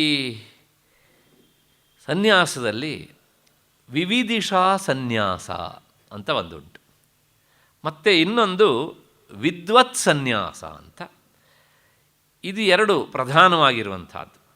ಆ 4ರ ಜೊತೆಗೆ ಇದನ್ನು ಕ್ಲಬ್ ಮಾಡಬೇಡಿ, ಸೇರಿಸಬೇಡಿ. ಈ ಪರಮಹಂಸ ಸನ್ಯಾಸ ಪರಂಪರೆಯಲ್ಲಿಯೇ ಮತ್ತು ಪುನಃ ಸಬ್ ಡಿವಿಷನ್ಗಳು 2. ಒಂದು ವಿವಿಧಿಷಾ ಸನ್ಯಾಸ, ಇನ್ನೊಂದು ವಿದ್ವತ್ ಸನ್ಯಾಸ ಅಂತ. ವಿವಿಧಿಷಾ ಸನ್ಯಾಸ ಅಂದರೆ ಏನು? ವಿವಿಧಿಷಾ ಅಂದರೆ ವೇತ್ತುಂ ಇಚ್ಛಾ, ಅಂದರೆ ವಾಂಟ್ಸ್ ಟು ನೋ, ತಿಳ್ಕೊಳ್ಳೋದಕ್ಕೆ ಇಷ್ಟಪಡ್ತಾನೆ. ಅದಕ್ಕೆ ವಿವಿಧಿಷಾ ಅಂತ ಹೆಸರು. ಈ ವಿವಿಧಿಷಾ ಇಂಗ್ಲೀಷಲ್ಲಿ ನಾವು ಕಾಸಲ್ ಫಾರಮ್ ಅಂತ ಹೇಳ್ತೇವಲ್ಲ, ಹಾಗೆ. ಯಾವುದನ್ನು ತಿಳ್ಕೊಳ್ಳೋದು ಅಂದರೆ ತನ್ನ ನಿಜವಾದ ಸ್ವರೂಪ ಏನು ಅಂಥೇಳಿ ತಿಳ್ಕೊಳ್ಳೋದಕ್ಕಾಗಿ ಆತ ಸನ್ಯಾಸ ಮಾಡ್ತಾನೆ. ಮಿಕ್ಕೆಲ್ಲವನ್ನೂ ಸಹ ಆತ ಬಿಡ್ತಾನೆ. ಹೀಗೆ ಆತ್ಮಜ್ಞಾನಕ್ಕೆ ಸಾಧನವಾದಂತಹ ಶ್ರವಣ, ಮನನ, ನಿಧಿಧ್ಯಾಸನ ಇವುಗಳನ್ನು ಮಾಡೋದಕ್ಕೋಸ್ಕರ, ಅಂದರೆ ಒಟ್ಟು ಹೇಳಬೇಕಂದ್ರೆ ವೇದಾಂತ ವಿಚಾರ ಮಾಡೋದಕ್ಕೋಸ್ಕರ ಈ ಸ್ವರ್ಗಾದಿ ಫಲಗಳ ಇಚ್ಛೆಯನ್ನು ಆತ ಸನ್ಯಾಸ ಮಾಡ್ತಾನೆ. ನನಗೆ ಸ್ವರ್ಗ ಬೇಡ, ಈ ಪ್ರಪಂಚದ ಅಂದರೆ ಭೌತಿಕ ಪ್ರಪಂಚದ ಸುಖವೂ ನನಗೆ ಬೇಡ ಅಂಥೇಳಿ ಅದನ್ನು ತ್ಯಾಗ ಮಾಡ್ತಾನೆ. ವೇದಾಂತ ವಿಚಾರದಲ್ಲಿ ತನ್ನನ್ನು ತೊಡಗಿಸಿಕೊಂಡಾಗ ಅವನಿಗಿರುವಂಥ ಈ ಆಸೆ ಮತ್ತು ಆಮಿಷಗಳು, ವಾಂಟ್ಸ್ಗಳೆಲ್ಲ ಏನಾಗ್ತವೆ ಅಂದರೆ ಬಿಟ್ಟು ಹೋಗುವಂತಹ ಪರಿಸ್ಥಿತಿ ಬರುತ್ತೆ. ಅಕಸ್ಮಾತ್ತಾಗಿ ಬರದೇ ಇದ್ದರೆ ವೇದಾಂತದ ಚಿಂತನೆ ಬಲವಾಗಿ ಅವನು ತೊಡಗಿಕೊಂಡಾಗ ಆ ವಿಚಾರದಲ್ಲಿ, ಆಗ ನಿಧಾನವಾಗಿ ಇವು ಬಿಟ್ಟು ಹೋಗ್ತವೆ. ಹೀಗೆ ಬಿಟ್ಟು ಹೋಗುವಂಥ ಈ ಸರ್ವಕರ್ಮಗಳ ತ್ಯಾಗ ಏನುಂಟಲ್ಲ, ಅದನ್ನು ವಿವಿಧಿಷಾ ಸನ್ಯಾಸ ಅಂತ ಕರೀತಾರೆ. ಅಂದರೆ ವಿವಿಧಿಷಾ ಸನ್ಯಾಸದಲ್ಲಿ ಆತ್ಮವಸ್ತುವನ್ನು ತಿಳ್ಕೊಳ್ಬೇಕು, ಅದಕ್ಕೋಸ್ಕರ ನಾನು ವೇದಾಂತ ವಿಚಾರ ಮಾಡಬೇಕು, ಅದಕ್ಕಾಗಿ ಪೂರ್ವಭಾವಿಯಾಗಿ ಶ್ರವಣ, ಮನನ, ನಿಧ್ಯಾಸ ಮಾಡಬೇಕು ಅಂತ ಈ ವಿಚಾರಗಳಲ್ಲಿ ಅವನ ಮನಸ್ಸು ಬಲವಾಗಿ ಅಂಟಿಕೊಂಡಾಗ ಕರ್ಮದ ಫಲದ ಬಯಕೆ ಬಿಟ್ಟು ಹೋಗುತ್ತೆ. ಸ್ವರ್ಗವೂ ಬೇಡ, ಚಂದ್ರಲೋಕವೂ ಬೇಡ, ಪಿತೃಲೋಕವೂ ಬೇಡ ಅಂತ ಇದೆಲ್ಲ ಬಿಟ್ಟು ಹೋಗುತ್ತೆ. ಇದು ವಿವಿಧಿಷಾ ಸನ್ಯಾಸ. ಹಾಗಾಗಿ ಒಂದು ನೆನಪಿಟ್ಕೊಳ್ಬೇಕು, ಆತ್ಮಜ್ಞಾನವನ್ನು ಪಡೆಯೋದಕ್ಕೋಸ್ಕರ ಸಾಧನೆ ಮಾಡಬೇಕು ಅನ್ನುವಂಥ ಉದ್ದೇಶದಿಂದ ಒಬ್ಬ ವ್ಯಕ್ತಿ ಸನ್ಯಾಸ ಸ್ವೀಕಾರ ಮಾಡಿದರೆ, ಅವನು ಇಂದು ಸನ್ಯಾಸ ಸ್ವೀಕಾರ ಮಾಡಿ ನಾಳೆನೇ ಅವನು ಜ್ಞಾನಿ ಆಗಿಬಿಟ್ಟ ಅಂತ ನಾವು ಅಂದುಕೊಳ್ಳಬಾರದು. ಅವನು ಸಾಧನಾ ಭೂಮಿಗೆ ಹೋಗುವವನು. ಹಾಗಿದ್ರೆ ಯಾಕೆ ಆ ಬಟ್ಟೆಯನ್ನು ಆ ನಿಯಮವನ್ನು ಅನುಸರಿಸ್ತಾನೆ ಅಂತ ಕೇಳಿದರೆ, ನನಗೆ ಸಮಾಜದಿಂದ ಬರುವಂತಹ ತೊಂದರೆಗಳು ಬರದೇ ಇಲ್ಲಿ ಅನ್ನೋದಕ್ಕೋಸ್ಕರ ಅವನು ಸಮಾಜದಿಂದ ದೂರ ಇರ್ತಾನೆ. ಅಂದ ಮಾತ್ರಕ್ಕೆ ಅವನು ಅವತ್ತೇ ಮುಕ್ತನಾದ ಅಂತ ಅರ್ಥ ಅಲ್ಲ. ನಾವು ಗೃಹಸ್ಥರು ಏನು ಮಾಡ್ತೇವೆ ಕೇಳಿದರೆ, ಅವರು ಸಾಧನೆ ಮಾಡಬೇಕು ಅಂತ ಆ ಸಾಧನೆ ಭೂಮಿಗೆ ಹೋಗೋದಕ್ಕೋಸ್ಕರ ಈ ತಯಾರಿ ಮಾಡ್ಕೊಂಡು ಹೋಗಿರ್ತಾರೆ.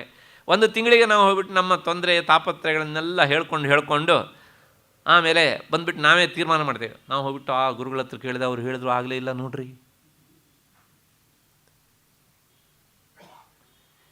ಅವರು ಸಾಧನೆಗೆ ಹೊರಟಿದ್ದಾರೆ. ಅವರು ನಾವು ಸಂಸಾರಿಗಳು ಏನು ಮಾಡ್ತೇವೆ ಹೇಳಿದರೆ, ಇವ್ರು ಇರೋದೆಲ್ಲ ನಮ್ಮ ತಾಪತ್ರೆಯನ್ನು ಹೋಗಲಾಡಿಸೋದಕ್ಕೆ ಅಂತಲೇ ನಾವು ಅಂದ್ಕೊಂಡು ಬಿಡ್ತೇವೆ. ಅವರು ಹೊರಟಿರೋದು ಆತ್ಮಜ್ಞಾನವನ್ನು ಪಡೆಯೋದಕ್ಕೆ ಅಂತ. ನಾವು ಅಂದ್ಕೊಂಡಿರೋದು ಏನೋ ನಾವೇ ಆ್ಯಸ್ ಎಫ್ ಇವ್ರನ್ನ ಸನ್ಯಾಸಿಯಾಗಿ ಮಾಡಿದ್ವಿ, ಹಾಗಾಗಿ ನಮ್ಮ ತೊಂದರೆ ತಾಪತ್ರಯ ನಮ್ಮ ಸಮಸ್ಯೆಗಳನ್ನೆಲ್ಲ ಹೋಗಲಾಡಿಸ್ಲಿಕ್ಕೆ ನಾವು ಇವರಿಗೆ ಕಾಂಟ್ರ್ಯಾಕ್ಟ್ ಕೊಟ್ವಿ, ಆದರೆ ಅವರು ಹೋಗಲಾಡಿಸ್ಲಿಲ್ಲ. ದಯವಿಟ್ಟು ಹೀಗೆ ನಾವು ಭಾವಿಸಬಾರದು.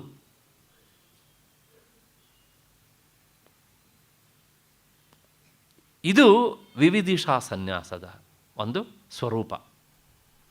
ಎರಡನೆಯದು ವಿದ್ವತ್ ಸನ್ಯಾಸ ಅಂತ. ವಿದ್ವತ್ ಅಂದರೆ ಜ್ಞಾನ ಅಂತ ಅರ್ಥ. ಜನ್ಮಾಂತರದಲ್ಲಿ ಮಾಡಿದಂತಹ ಈ ಶ್ರವಣ ಮನನ ನಿಧಿಧ್ಯಾಸನ ಅಂದರೆ ವೇದಾಂತ ಚಿಂತನೆ ಎನ್ನುವಂತಹದ್ದು, ಅವನು ಅಲ್ಲಿ ಮಾಡಿದಂತಹ ಅಭ್ಯಾಸ ಪರಿಪಾಕದಿಂದ ಈ ಜನ್ಮದಲ್ಲಿ ಅವನಿಗೆ ಮೊದಲೇ ಬಂದುಬಿಡುತ್ತೆ. ಗೀತೆಯಲ್ಲಿಯೇ ಹಿಂದೆ ಭಗವಂತ ಹೇಳಿದ್ದಾನೆ, ಲೌಕಿಕ ಜ್ಞಾನಗಳೆಲ್ಲ ಈ ದೇಹದೊಂದಿಗೆ ಬಿಟ್ಟು ಹೋಗ್ತವೆ, ಸಂಪತ್ತು ಈ ದೇಹದ ಜೊತೆ ಕರಗೋಗ್ಬಿಡುತ್ತೆ ಇಲ್ಲಿ. ಆದರೆ ಅಧ್ಯಾತ್ಮ ವಿಚಾರದಲ್ಲಿ ನಾವು ಏನು ಸಾಧನೆ ಮಾಡಿರ್ತೇವೋ, ಸ್ವಲ್ಪ ಮಾಡಿದ್ದಿದ್ರೂ ಸಹ ನೇಹಾಭಿಕ್ರಮ ನಾಶೋಸ್ತಿ ಪ್ರತ್ಯವಾಯೋ ನ ವಿದ್ಯತೆ. ಅಧ್ಯಾತ್ಮ ವಿಚಾರದಲ್ಲಿ ಮಾತ್ರ ನಾವು ಸ್ವಲ್ಪ ಸಾಧನೆ ಮಾಡಿದರೂ ಸಹ ಅದು ಇನ್ನೊಂದು ಜನ್ಮದಲ್ಲೂ ಸಹ ನಮಗೆ ಊರುಗೋಲಾಗಿ ಸಹಾಯಕ್ಕೆ ಬರುತ್ತೆ.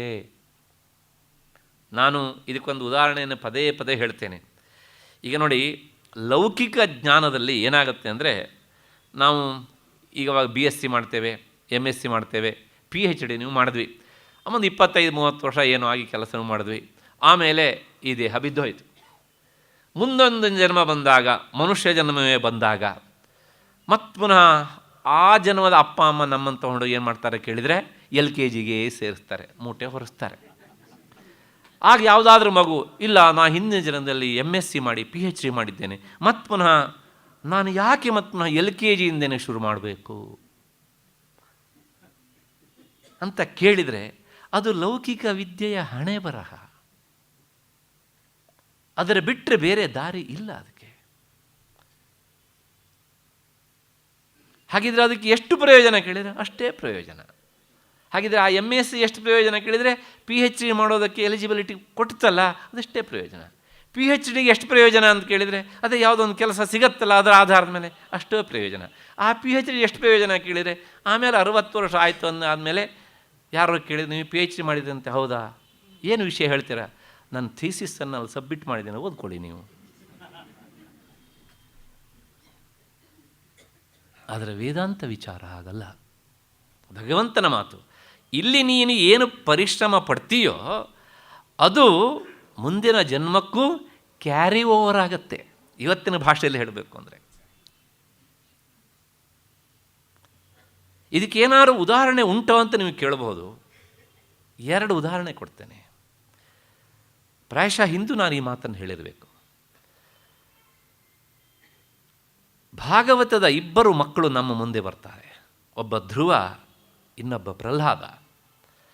ನೋಡಿ, ಧ್ರುವನಿಗೆ ಈ ಜನ್ಮದಲ್ಲಿ ನಾರದರಿಂದ ವೇದಾಂತ ಶ್ರವಣ ಮನನ ನಿಧಿಧ್ಯಾಸನಗಳ ಸ್ವರೂಪವಾದ ಭಗವನ್ ನಾಮಸ್ಮರಣೆ ರೂಪವಾದಂತಹ ಈ ಬೀಜಾಕ್ಷರದ ಉಪದೇಶ ಆಯಿತು.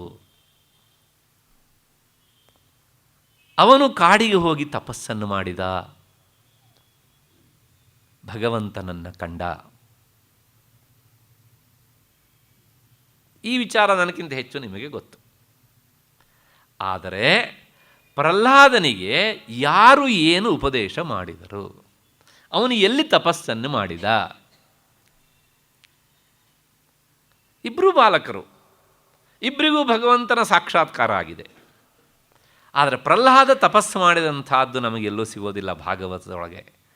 ಅವನು ಜನ್ಮತಃ ಜ್ಞಾನಿ, ಜನ್ಮತಃ ಭಕ್ತ.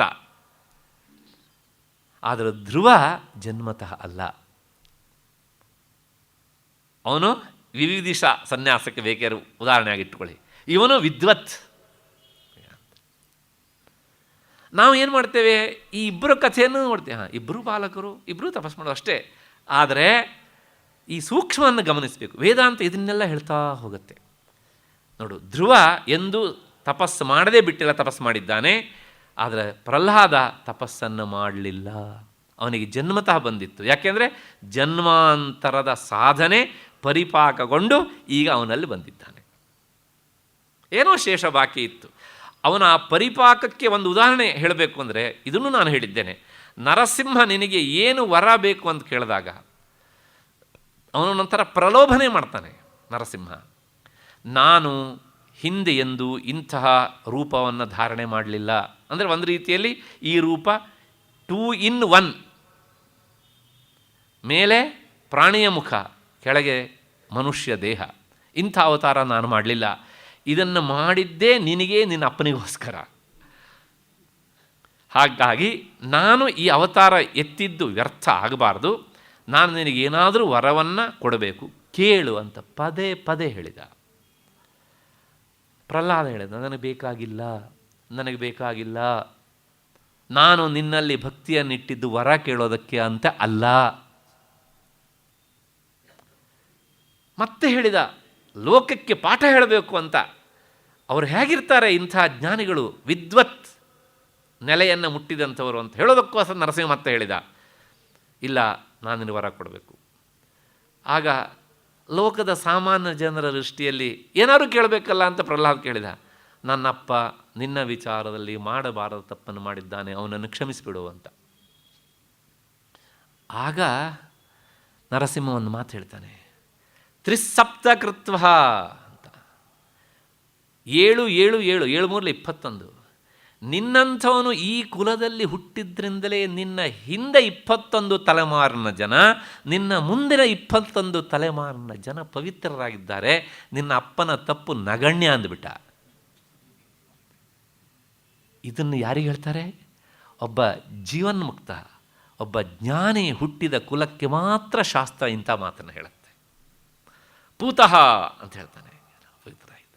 ಅದನ್ನು ಕೇಳೋದನ್ನು ಬಿಡುವುದನ್ನು, ನಿನ್ನ ಅಪ್ಪಂದು ಅವನು ತಪ್ಪು ಮಾಡಿದ್ದು ಅದು ನನಗೂ ಅವನಿಗೆ ಸಂಬಂಧಪಟ್ಟಿದ್ದು, ನಿನಗೆ ಸಂಬಂಧಪಟ್ಟಿದ್ದಿಲ್ಲ. ನೀನು ಅವನ ಪರವಾಗಿ ಏನೂ ಕೇಳಬೇಕಾದದ್ದಿಲ್ಲ, ನಿನ್ನ ಬಗ್ಗೆ ಕೇಳು.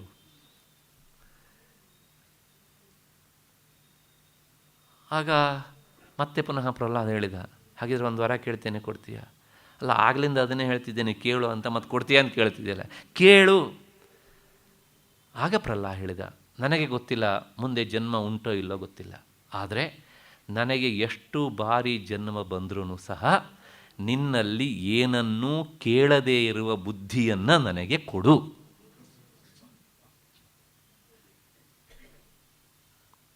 ಈ ಮಾತನ್ನು ಯಾರು ಹೇಳ್ತಾರೆ? ಒಬ್ಬ ಜ್ಞಾನಿ ಆದವನು ಮಾತ್ರ ಹೇಳಬಲ್ಲ. ಈಗ ಧ್ರುವನ ಕಡೆಗೆ ಬರೋಣ. ಧ್ರುವ ಈ ಮಾತನ್ನು ಹೇಳಿದ್ನ, ಅವನು ಹೋದದ್ದೇ ಭಗವಂತನಿಂದ ವರ ಪಡೆಯೋದಕ್ಕೆ ಅಂತ. ಹಾಗಾಗಿ ಇಬ್ಬರೂ ಮಕ್ಕಳು ಅನ್ನೋದು ಸಮಾನ, ಇಬ್ಬರೂ ಒಳ್ಳೆಯ ಮಕ್ಕಳು ಅನ್ನೋದು ಸಮಾನ. ಆದರೆ ಪ್ರಹ್ಲಾದನ ಒಂದು ಯೋಗ್ಯತೆ ಬೇರೆ, ಧ್ರುವನ ಯೋಗ್ಯತೆ ಬೇರೆ. ಲೌಕಿಕವಾದಂತಹ ಬಯಕೆಯನ್ನು ಹೊತ್ತು ಧ್ರುವ ತಪಸ್ಸನ್ನು ಮಾಡಿದ. ಪ್ರಹ್ಲಾದ ಎಲ್ಲಕ್ಕಿಂತ ದೂರ ಸರದಿದ್ದ. ಹಾಗಾಗಿ ಆ ವಿದ್ವತ್ ಸನ್ಯಾಸ ಅನ್ನೋದುಂಟಲ್ಲ, ಅದು ಆ ಹಿಂದಿನ ಜನ್ಮದಲ್ಲಿ ಮಾಡಿದಂತಹ ಸಾಧನೆಯ ಪರಿಪಾಕದಿಂದಾಗಿ ಈ ಜನ್ಮದಲ್ಲಿ ಜನ್ಮತಃ ಪರಿಪಕ್ವತೆ ಬಂದುಬಿಡ್ತದೆ. ಹಾಗೆ ಬಂದಾಗ ಹಾಗೆ ಏನಾಗುತ್ತೆ ಅಂದರೆ ಅವನಿಗೆ ಆತ್ಮ ಸಾಕ್ಷಾತ್ಕಾರ ಆಗಿಬಿಡತ್ತೆ. ಅಂತತಃ ಆತ ಏನಾಗ್ತಾನೆ ಅಂದರೆ ಕೃತಕೃತ್ಯನಾದಂಥ ಜ್ಞಾನಿ ಆಗಿಬಿಡ್ತಾನೆ. ಫಲಾಪೇಕ್ಷೆ ಇರೋದಿಲ್ಲ, ಅದನ್ನು ತ್ಯಾಗ ಮಾಡ್ತಾನೆ. ಮತ್ತು ಆತ ಕರ್ಮಗಳ ತ್ಯಾಗವನ್ನು ಸಹ ಮಾಡಿ ಬಿಡ್ತಾನೆ. ಇಷ್ಟಾದ ಮೇಲೆ ಈ ಇಂತಹ ವಿದ್ವತ್ ಸನ್ಯಾಸ ಆದರೂ ನಮಗಿಷ್ಟು ಹೇಳಿದ್ರೂ ಮನಸ್ಸಿಗೆ ಬರೋದಿಲ್ಲ. ಅದಕ್ಕೆ ಹೇಳಬೇಕು ಅಂದರೆ ಸ್ಥಿತಪ್ರಜ್ಞನ ಲಕ್ಷಣ 2ನೇ ಅಧ್ಯಾಯದಲ್ಲಿ ನಾವು ನೋಡ್ಕೊಂಡು ಬಂದಿದ್ದೇವೆ. ಮತ್ತು 12ನೇ ಅಧ್ಯಾಯದಲ್ಲಿ ಜ್ಞಾನಿ ಭಕ್ತನ ಲಕ್ಷಣ, ಮತ್ತು 14ನೇ ಅಧ್ಯಾಯದಲ್ಲಿ ಗುಣಾತೀತನ ಲಕ್ಷಣ. ನಾನು 14ನೇ ಅಧ್ಯಾಯದ ಉಪಸಂಹಾರದಲ್ಲಿ ಎಲ್ಲ ವಿಚಾರವನ್ನು ಹೇಳಿದ್ದೇನೆ. ಹಾಗಾಗಿ ಇವರೆಲ್ಲರೂ ಸಹ ಜೀವನ್ಮುಕ್ತರು, ಅಂದರೆ ವಿದ್ವತ್ ಸನ್ಯಾಸದಲ್ಲಿ ಬರುವವರು ಇವರು. ಆದ್ದರಿಂದ ಈ ವಿವಿಧಿಷಾ ಸನ್ಯಾಸ ಅಂದರೆ ಸಾಧನೆಗೆ ತೊಡಗೋದಕ್ಕೋಸ್ಕರ ಆ ಆಶ್ರಮವನ್ನು ಪ್ರವೇಶ ಮಾಡಿದ್ದಾರೆ. ವಿದ್ವತ್ ಸನ್ಯಾಸ ಆಗಿಬಿಟ್ಟಿದೆ, ಆದರೆ ಏನೋ ಒಂದು ಸ್ವಲ್ಪ ಪ್ರಾರಬ್ಧ ಶೇಷ ಒಳ್ಕೊಂಡಿದೆ, ಆ ಶೇಷವನ್ನು ಕಳೆಯೋದಕ್ಕೋಸ್ಕರ ದೇಹಧಾರಣೆ ಮಾಡಿರ್ತಾರೆ. ಉದಾಹರಣೆಗೆ ಸದ್ಗುರು ಸಮರ್ಥ ರಾಮದಾಸರು ಜನ್ಮತಃ ವಿರಕ್ತರು, ಸದಾಶಿವ ಬ್ರಹ್ಮೇಂದ್ರರು ಅವರು ಏನು ತಪಸ್ಸು ಮಾಡಿದರು? ಏನೂ ತಪಸ್ಸು ಮಾಡಲಿಲ್ಲ. ಅವರ ಗುರುಗಳೇ ಅವರ ನಡೆಗೆ ಮೆಚ್ಚಿದರು. ಯಾರೋ ಬಂದು ಹೇಳಿದರು, ನಿಮ್ಮ ಶಿಷ್ಯನಿಗೆ ಹುಚ್ಚು ಹಿಡಿದು ಬಿಟ್ಟಿದೆ, ಆತ ಮರದ ಮೇಲೆ ಇರ್ತಾನೆ, ಕೆಳಗೆ ಇಳಿಯೋದಿಲ್ಲ, ಎಷ್ಟೋ ದಿವಸಗಳ ಕಾಲ ಏನೂ ತಿನ್ನೋದಿಲ್ಲ, ಕೆಲವು ಸಲ ತಿಂತಾನೆ, ತೀರಾ ಹುಚ್ಚಿಡಿದು ಬಿಟ್ಟಿದೆ ಅಂತ. ಆಗ ಪರಮಶಿವೇಂದ್ರರು ಹೇಳಿದ್ರಂತೆ, ಹೌದಪ್ಪ, ಅವನಿಗೆ ಹುಚ್ಚಿಡಿದಿದೆ, ಆದಷ್ಟು ಬೇಗ ನನಗೂ ಆ ಹುಚ್ಚು ಹಿಡೀಲಿ ಅಂತ ನೀವೆಲ್ಲರೂ ಕೇಳ್ಕೊಳ್ಳಿ ಅಂತ. ಯಾಕೆಂದರೆ ಅವ್ರಿಗೆ ಹಿಡಿದದ್ದು ಎಂಥ ಹುಚ್ಚು ಅಂತ ಅವ್ರಿಗೆ ಗೊತ್ತಿತ್ತು. ಆದ್ದರಿಂದ ಆ ವಿದ್ವತ್ ಸನ್ಯಾಸ ಅನ್ನೋದುಂಟಲ್ಲ, ಅದು 99 ಭಾಗದಷ್ಟು ಅವರಿಗೆ ಸಾಧನೆ ಪರಿಪಕ್ಕಾಗ್ಬಿಡುತ್ತೆ. ಯಾವುದೋ ಒಂದು ಸಣ್ಣ ಶೇಷ ಉಳಿದಿರುತ್ತೆ, ಅದನ್ನು ಕಳ್ಕೊಳ್ಳೋದಕ್ಕೋಸ್ಕರ ಬಂದಿರ್ತಾರೆ ಅಷ್ಟೇ. ಅವರು ಜನ್ಮತಃ ಸನ್ಯಾಸಿಗಳು ಹೀಗೆ ಅಂತ. ಇಲ್ಲಿ ಹೇಳ್ತಾ ಇರುವಂಥ ಸನ್ಯಾಸ ಉಂಟಲ್ಲ, ಈ ಇಬ್ಬರ ವಿಚಾರವೂ ಅಲ್ಲ. ಇಲ್ಲಿ ಹೇಳ್ತಾ ಇರೋದು ಅಂದರೆ ಈ ಮೂರನೆಯದಾದಂಥ ಒಂದು ಸನ್ಯಾಸ ಉಂಟು. ಏನು ಅಂದರೆ ಅದೇ ಈ ಕರ್ಮವನ್ನು ಸನ್ಯಾಸ ಮಾಡೋದು, ಕರ್ಮವನ್ನು ಮಾಡದೆ ಬಿಡೋದು. ತಾನಾಗಿ ಬಿಟ್ಟು ಹೋಗೋದಲ್ಲ, ನಾವಾಗಿ ಬಿಡೋದು. ತಾನಾಗಿ ಬಿಟ್ಟು ಹೋಗೋದು ಬೇರೆ, ನಾವಾಗಿ ಬಿಡೋದು ಬೇರೆ.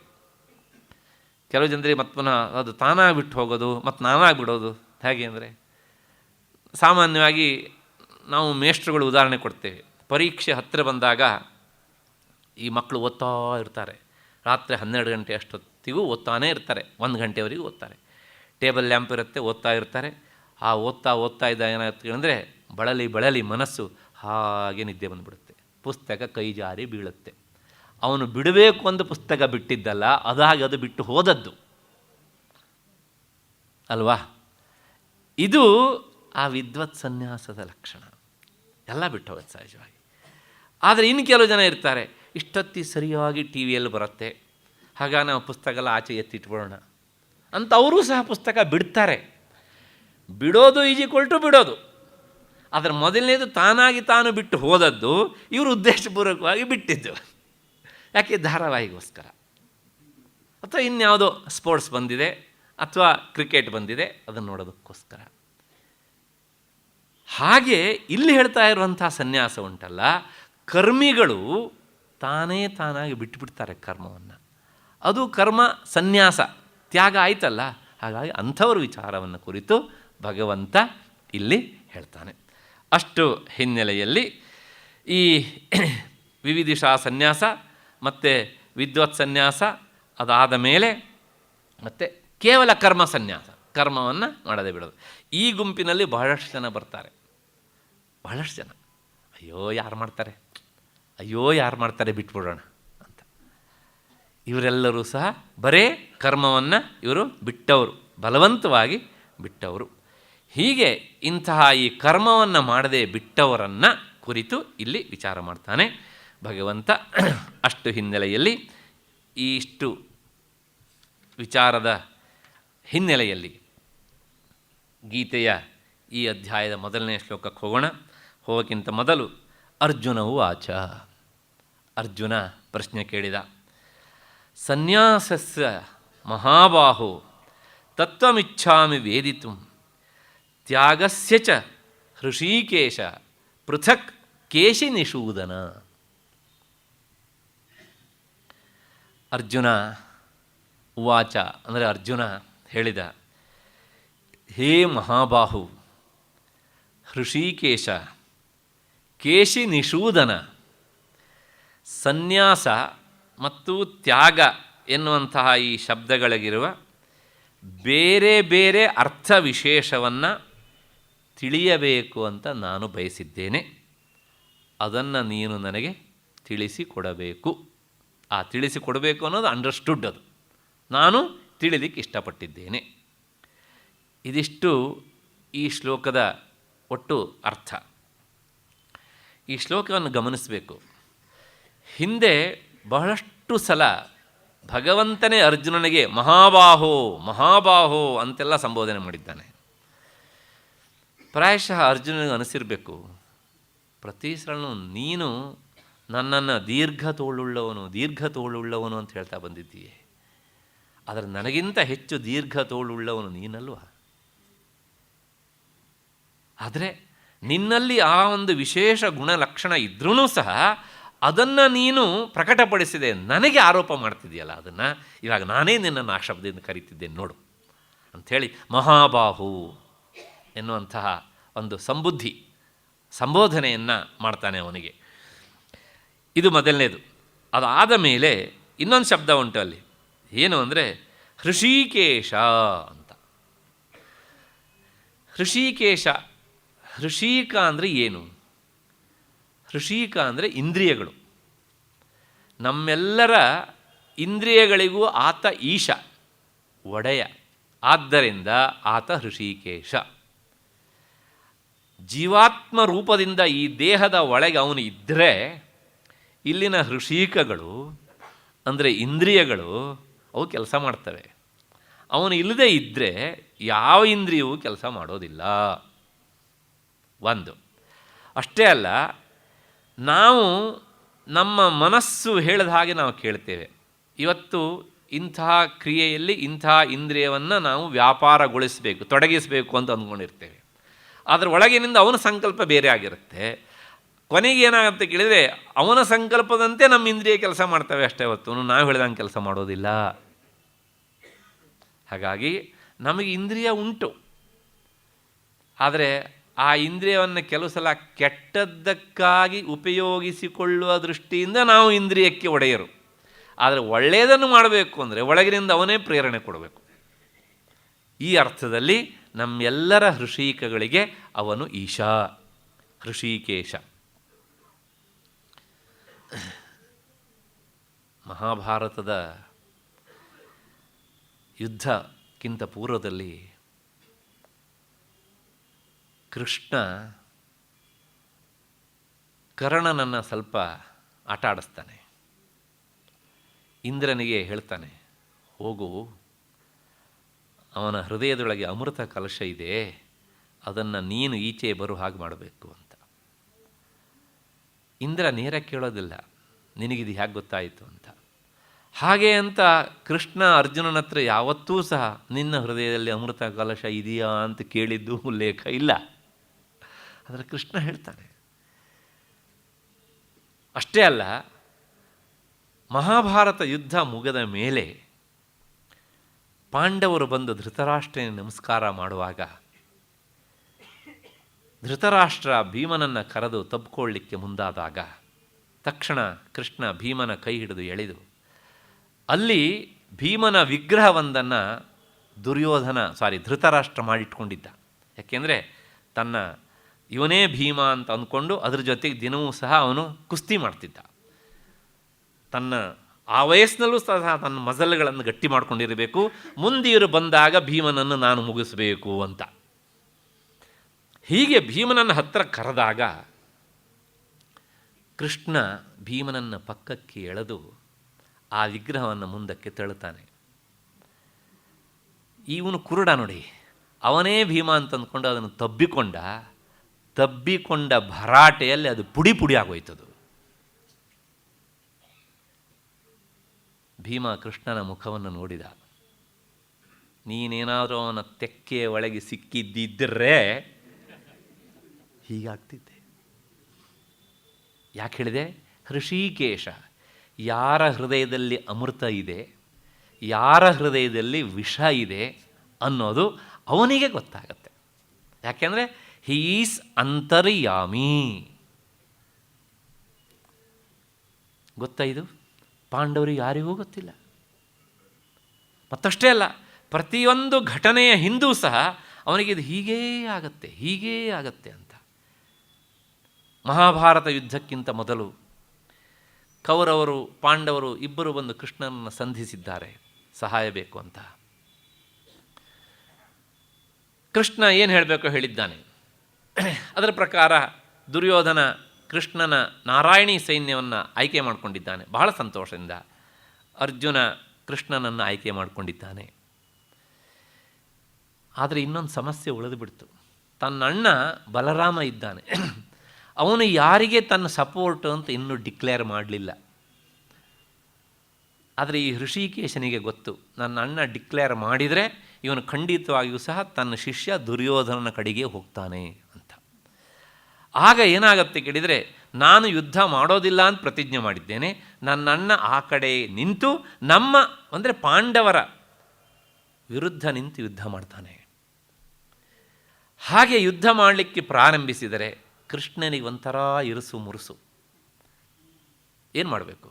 ಅದಕ್ಕೋಸ್ಕರ ಮೊದಲೇ ಒಂದು ಉಪಾಯ ಮಾಡಿಬಿಟ್ಟ. ಬಲರಾಮ ಅವನಿಗೆ ಗೋವುಗಳನ್ನು ಕಂಡರೂ ಎಲ್ಲಿಲ್ಲದ ಪ್ರೀತಿ. ಹಾಗಾಗಿ ಅದೊಂದು ದಿವಸ ಬೆಳಗ್ಗೆ ಸ್ನಾನ ಮಾಡಿ ಶುಚಿರ್ಭೂತನಾಗಿ ಆ ದ್ವಾರಕಾ ನಗರದಲ್ಲಿ ಹೋಗ್ತಾ ಇದ್ದ ದೇವಸ್ಥಾನಕ್ಕೆ. ಹೋಗುವಾಗ ಮುಂದ್ಗಡೆಯಿಂದ ಬಂತು ನೋಡಿ ಒಂದು ಗೋವು. ಆ ಗೋವು ಚೆನ್ನಾಗೇ ಇದೆ ನೋಡೋದಕ್ಕೆ. ತಕ್ಷಣ ಅದಕ್ಕೊಂದು ನಮಸ್ಕಾರ ಮಾಡೋಣ ಅಂತೇಳಿ ಬಲರಾಮ ಮುಟ್ಟಿದ ತಕ್ಷಣ ಅದು ಬಿದ್ದು ಸತ್ಯ ಹೋಯಿತು ಅಲ್ಲಿ. ಎಲ್ಲ ಗ್ರಹಚಾರವೇ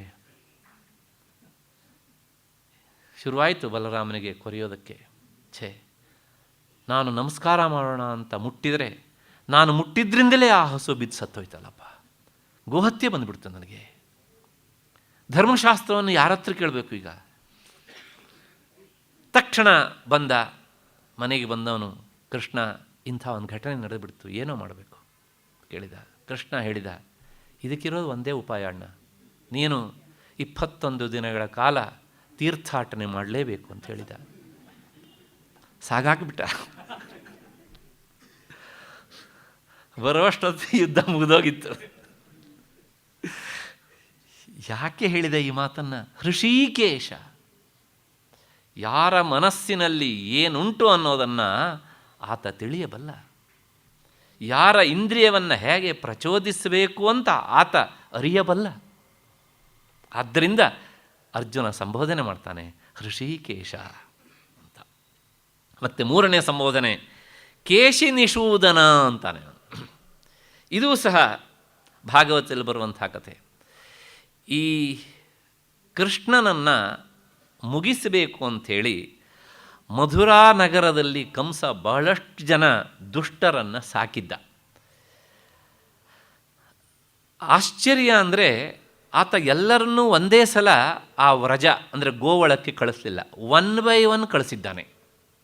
ಹಾಗೆ 1 by 1 ಕಳಿಸಿದ ಜನರೊಳಗೆ ಈ ಕೇಶಿ ಎನ್ನುವಂತಹ ರಾಕ್ಷಸನು ಒಬ್ಬ. ಇವನು ಕುದುರೆಯ ಮುಖದ ರಾಕ್ಷಸ. ಇವನನ್ನು ಕಳಿಸಿದ್ದಾನೆ ಕೃಷ್ಣನನ್ನು ಮುಗಿಸು ಅಂಥೇಳಿ. ಯಾಕೆಂದರೆ ಕೃಷ್ಣನೇ ತನ್ನ ಶತ್ರು ಅಂತ ಅವನಿಗೆ ಮನದಟ್ಟಾಗಿದೆ. ಅವನು ಮುಗಿಸೋದಕ್ಕೋಸ್ಕರ ವ್ಯವಸ್ಥೆ ಮಾಡಿದ್ದಾನೆ. ಆ ವ್ಯವಸ್ಥೆಯ ಅಂಗವಾಗಿ ಕೇಶಿಯನ್ನು ಕಳಿಸಿದ್ದಾನೆ. ಕೇಶಿ ಹೋಗಿದ್ದಾನೆ. ಅಲ್ಲಿ ಹೋಗ್ಬಿಟ್ಟು ಮಾಡಬಾರದು ಉಪಟಳ ಮಾಡ್ತಾಯಿದ್ದ. ಅವನು ಒಂದು ಸಲ ಹೇಷಾರವನ್ನು ತೆಗೆದ್ರೆ ಆ ಇಡೀ ವ್ರಜ ಗೋಕುಲ ನಡುಕ್ತಿತ್ತಂತೆ. ಅದನ್ನು ನೋಡಿದಾಗ ಎಲ್ಲರೂ ಕಂಗಾಲಾದರು. ಕೃಷ್ಣನಿಗೆ ಹೇಳಿದರು. ಕೃಷ್ಣನಿಗೆ ಗೊತ್ತಾಯ್ತು, ಇವತ್ತು ಇನ್ನೊಂದು ವಿಕೆಟ್ ಬೀಳಬೇಕು ಇಲ್ಲಿ ಅಂತ. ಸರಿ, ಕೃಷ್ಣ ರೆಡಿಯಾಗಿದ್ದ. ಆಗ ಹೇಳ್ತಾನೆ, ನಿನಗೆ ಬೇಕಾದವರು ಇವರು ಯಾರು ಅಲ್ಲ, ನಾನಲ್ವ, ಬಾ ಅಂತ. ಬಂದ, ಎರಗಿ ಬಂದ. ಕೃಷ್ಣ ಅವನ ಕಾಲನ್ನು ಹಿಡಿದು ಗರಗರ ತಿರುಗಿಸಿ ಬಿಸಾಡಿದ ಅವನನ್ನು. ಆದರೆ ಮತ್ತೆ ಪುನಃ ಬಂದ ಅವನು. ಯಾಕೆ ಹಾರ್ಸ್ ಪವರ್ ಅಂತ ಹೇಳ್ತೇವಲ್ಲ ನಾವು, ಆ ಪವರನ್ನು ಯೂಸ್ ಮಾಡಿಕೊಂಡು ಬಂದ. ಸರಿ, ಇವನು ಪವರನ್ನು ಇನ್ನು ಜಾಸ್ತಿ ಕಾಲ ಇಡಬಾರ್ದು ಅಂಥೇಳಿ ಕೃಷ್ಣ ಏನು ಮಾಡಿದ ಅಂದರೆ, ಅದು ಕಾಲು ಎತ್ಕೊಂಡು ಬಂತು ಅಲ್ಲ, ಅವನು ಕಾಲು ಎತ್ಕೊಂಡು ಬಂದ, ಕುದುರೆ ರೂಪದಲ್ಲಿದ್ನಲ್ಲ, ಬಾಯಿ ಕಳ್ಕೊಂಡು ಬಂದ. ಕೃಷ್ಣ ಆ ಕುದುರೆ ರೂಪದ ರಾಕ್ಷಸನ ಬಾಯೊಳಗೆ ಪ್ರವೇಶ ಮಾಡಿದ. ಖುಷಿಯಾಯಿತು ಅವನಿಗೆ, ನೀನಾಗಿ ನನ್ನ ಬಾಯೊಳಗೆ ಬಿದ್ದಿಯಲ್ಲ ಅಂತ. ಕೃಷ್ಣ ಹೋದದ್ದು ಒಳಗೆ ಪ್ರವೇಶ ಮಾಡೋದಕ್ಕಲ್ಲ, ಬಾಯೊಳಗೆ ನಿಂತು ತನ್ನ ದೇಹವನ್ನು ಹಿಗ್ಗಿಸಿಬಿಟ್ಟ. ಮೊದಲೇ ಬಾಯಿ ಕಳೆದಿದ್ದ, ಪೂರ್ತಿ ಅವನು ಬಾಯಿ ಕಳಿಸ್ಬಿಟ್ಟ. ಹೀಗೆ ಅವನನ್ನು ಮುಗಿಸಿದ ಕೃಷ್ಣ. ಆಮೇಲೆ ಹೇಗೆ ಬಂದ ಕೇಳಿದರೆ, ಒಂದು ಸಣ್ಣ ಪುಟ್ಟ ಮಗುವಿನ ಆಕಾರದಲ್ಲಿ ಕೃಷ್ಣ ಹೊರಕ್ಕೆ ಬಂದ. ಕೇಶಿ ನಿಷೂದನ.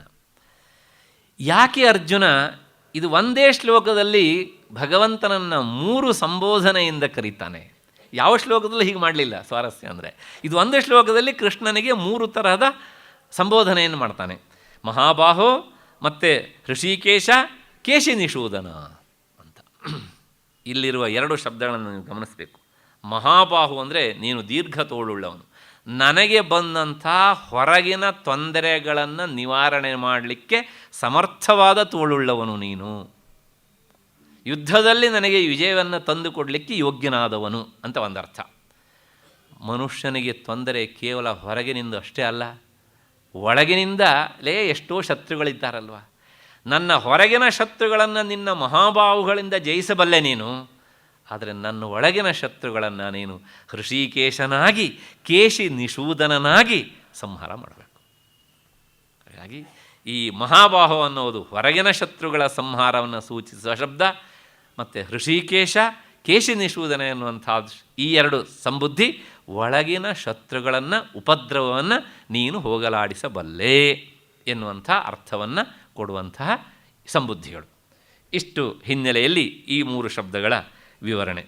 ಈಗ ಅರ್ಜುನ ಹೇಳ್ತಾನೆ, ಕೃಷ್ಣ ನನಗೆ ಈ ಸನ್ಯಾಸ ಮತ್ತು ಈ ತ್ಯಾಗ ಎನ್ನುವಂಥ ಶಬ್ದಗಳಿರುವಂತಹ ಬೇರೆ ಬೇರೆ ಅರ್ಥವನ್ನು ತಿಳಿದುಕೊಳ್ಳಬೇಕು ಅಂತ ಆಸೆ ಆಗಿದೆ.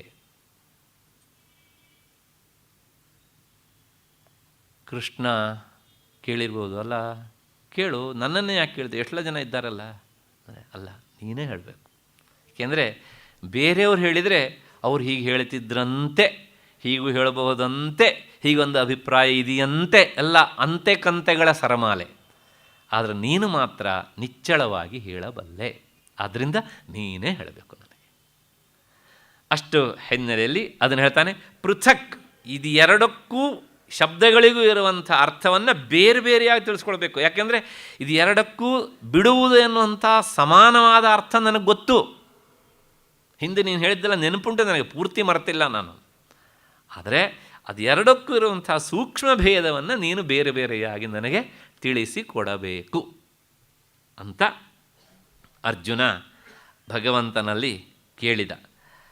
ಹಾಗೆ ಕೇಳಿದಾಗ ಶ್ರೀ ಭಗವಾನು ಆಚ. ಈಗ ಭಗವಂತ ಆ ವಿವರಣೆಯನ್ನು ಹೇಳೋದಕ್ಕೆ ಮುಂದಾಗ್ತಾನೆ. ಏನು ಹೇಳ್ತಾನೆ ಅಂದರೆ, ಕಾಮ್ಯಾನಾಂ ಕರ್ಮಣಾಂ ನ್ಯಾಸಂ ಸನ್ಯಾಸಂ ಕವಯೋ ವಿದುಃ ಸರ್ವಕರ್ಮ ಫಲತ್ಯಾಗಂ ಪ್ರಾಹುಃ ತ್ಯಾಗಂ ವಿಚಕ್ಷಣಾಃ. ಭಗವಂತ ಹೇಳಿದ ಫಲವನ್ನು ಕೊಡುವಂತಹ ಕರ್ಮಗಳ, ಅಂದರೆ ಕಾಮ್ಯ, ನಿತ್ಯ, ನೈಮಿತ್ತಿಕ, ಈ 3 ತರಹದ ಕರ್ಮಗಳ ಪರಿತ್ಯಾಗವನ್ನು ಸನ್ಯಾಸ ಅಂತ ಪಂಡಿತರು ಕರೀತಾರೆ. ಸರ್ವಕರ್ಮಗಳ ಫಲತ್ಯಾಗವನ್ನು ಏನಂತ ಕರೀತಾರೆ? ತ್ಯಾಗ ಅಂತ ಕರೀತಾರೆ. ನೋಡಿ ಎಷ್ಟು ಸುಲಭವಾಗಿ ಹೇಳ್ತಾನೆ. ಕಾಮ್ಯಾನಾಂ ಕರ್ಮಣಾಂ ನ್ಯಾಸಂ ಸನ್ಯಾಸಂ ಕವಯೋ ವಿದುಃ. ಕವಯ ಅಂದರೆ ಇಲ್ಲಿ ಪದ್ಯ ಕಟ್ಟುವವರು, ಶ್ಲೋಕ ರಚನೆ ಮಾಡುವವರು ಕವಿಗಳು ಅಂತ ಅರ್ಥ ಅಲ್ಲ. ಕವಯ ಅನ್ನೋದಕ್ಕೆ ಅರ್ಥ ಕುಂಗ್ ಶಬ್ದೆ ಅಂತ ಧಾತು. ಅದು ಶಬ್ದ ಅಂದರೆ ಜ್ಞಾನ ಅಂತ ಪ್ರತಿನಿಧಿಸುವಂಥ ಒಂದು ವರ್ಡದು. ಹಾಗಾಗಿ ಆ ಕುಂಗ್ ಅಂದರೆ ಜ್ಞಾನಿಗಳು ಅಂತ ಅರ್ಥ. ಹಾಗಾಗಿ ಯಾರು ಶಬ್ದವನ್ನು ರಚನೆ ಮಾಡಬಲ್ಲರೋ ಅಥವಾ ಶಬ್ದದ ಅರ್ಥವನ್ನು ತಿಳಿಸಬಲ್ಲರೋ ಅವರೆಲ್ಲರೂ ಸಹ ಕವಿಗಳೇ. ಕೇವಲ 4 ಸಾಲು ಪದ್ಯ ಬರೆಯೋದಷ್ಟೇ ಕವಿಗಳು ಅಂತ ಅರ್ಥ ಅಲ್ಲ, ಜ್ಞಾನಿಗಳು ಅಂತ ಅರ್ಥ ಅದಕ್ಕೆ. ಹಾಗಾಗಿ ಜ್ಞಾನಿಗಳು ಏನು ಹೇಳ್ತಾರೆ ಕವಿಗಳು ಅಂದರೆ, ಈ ಕಾಮ್ಯಾನಾಂ ಕರ್ಮಣಾಂ ನ್ಯಾಸಂ, ಈ ಕಾಮ್ಯ ಕರ್ಮಗಳ ನ್ಯಾಸ ಅದನ್ನು ಬಿಟ್ಟುಬಿಡೋದನ್ನು ಸನ್ಯಾಸ ಅಂತ ಕರೀತಾರೆ. ಇಲ್ಲಿ ನೇರ ಶಬ್ದ ಏನುಂಟು ಅಂದರೆ ಕಾಮ್ಯಾನಾಂ ಕರ್ಮಣಾಂ ಅಂತ ಶಬ್ದ ಉಂಟು. ಕಾಮ್ಯ ಕರ್ಮಗಳನ್ನು ಬಿಡುವುದು ಸನ್ಯಾಸ ಅಂತ. ನಾನು ಹೇಳುವಾಗ ಹೇಳಿದೆ ನಿತ್ಯ, ನೈಮಿತ್ತಿಕ, ಕಾಮ್ಯ ಈ ಮೂರೂ ಕರ್ಮಗಳನ್ನು ಬಿಟ್ಟುಬಿಡೋದಕ್ಕೆ ಸನ್ಯಾಸ ಅಂತ. ಯಾಕೆ ನೀವು ಹೀಗೆ ಹೇಳಿದ್ರಿ ಅಂದರೆ ಇದಕ್ಕೆ ಭಾಷ್ಯವನ್ನು ಬರಿತಾ ಆಚಾರ್ಯ ಶಂಕರ ಭಗವತ್ಪಾದರು ಸುದೀರ್ಘವಾದಂಥ ಒಂದು ವಿಚಾರ ಘಟ್ಟವನ್ನು ಕೈಗೆತ್ತಿಕೊಂಡಿದ್ದಾರೆ. ಕೊನೆಗೆ ಆ ವಿಚಾರದ ಉಪಸಂಹಾರವನ್ನು ಮಾಡ್ತಾರೆ. ಏನು ಅಂದರೆ ನಿತ್ಯ ಕರ್ಮಕ್ಕೂ ಫಲ ಉಂಟು, ನೈಮಿತ್ತಿಕ ಕರ್ಮಕ್ಕೂ ಸಹ ಫಲ ಉಂಟು. ಹಾಗೆ ಫಲ ಉಂಟು ಅನ್ನೋದು ಭಗವಂತನಿಗೆ ಅಭಿಪ್ರೇತವಾದಂಥದ್ದು.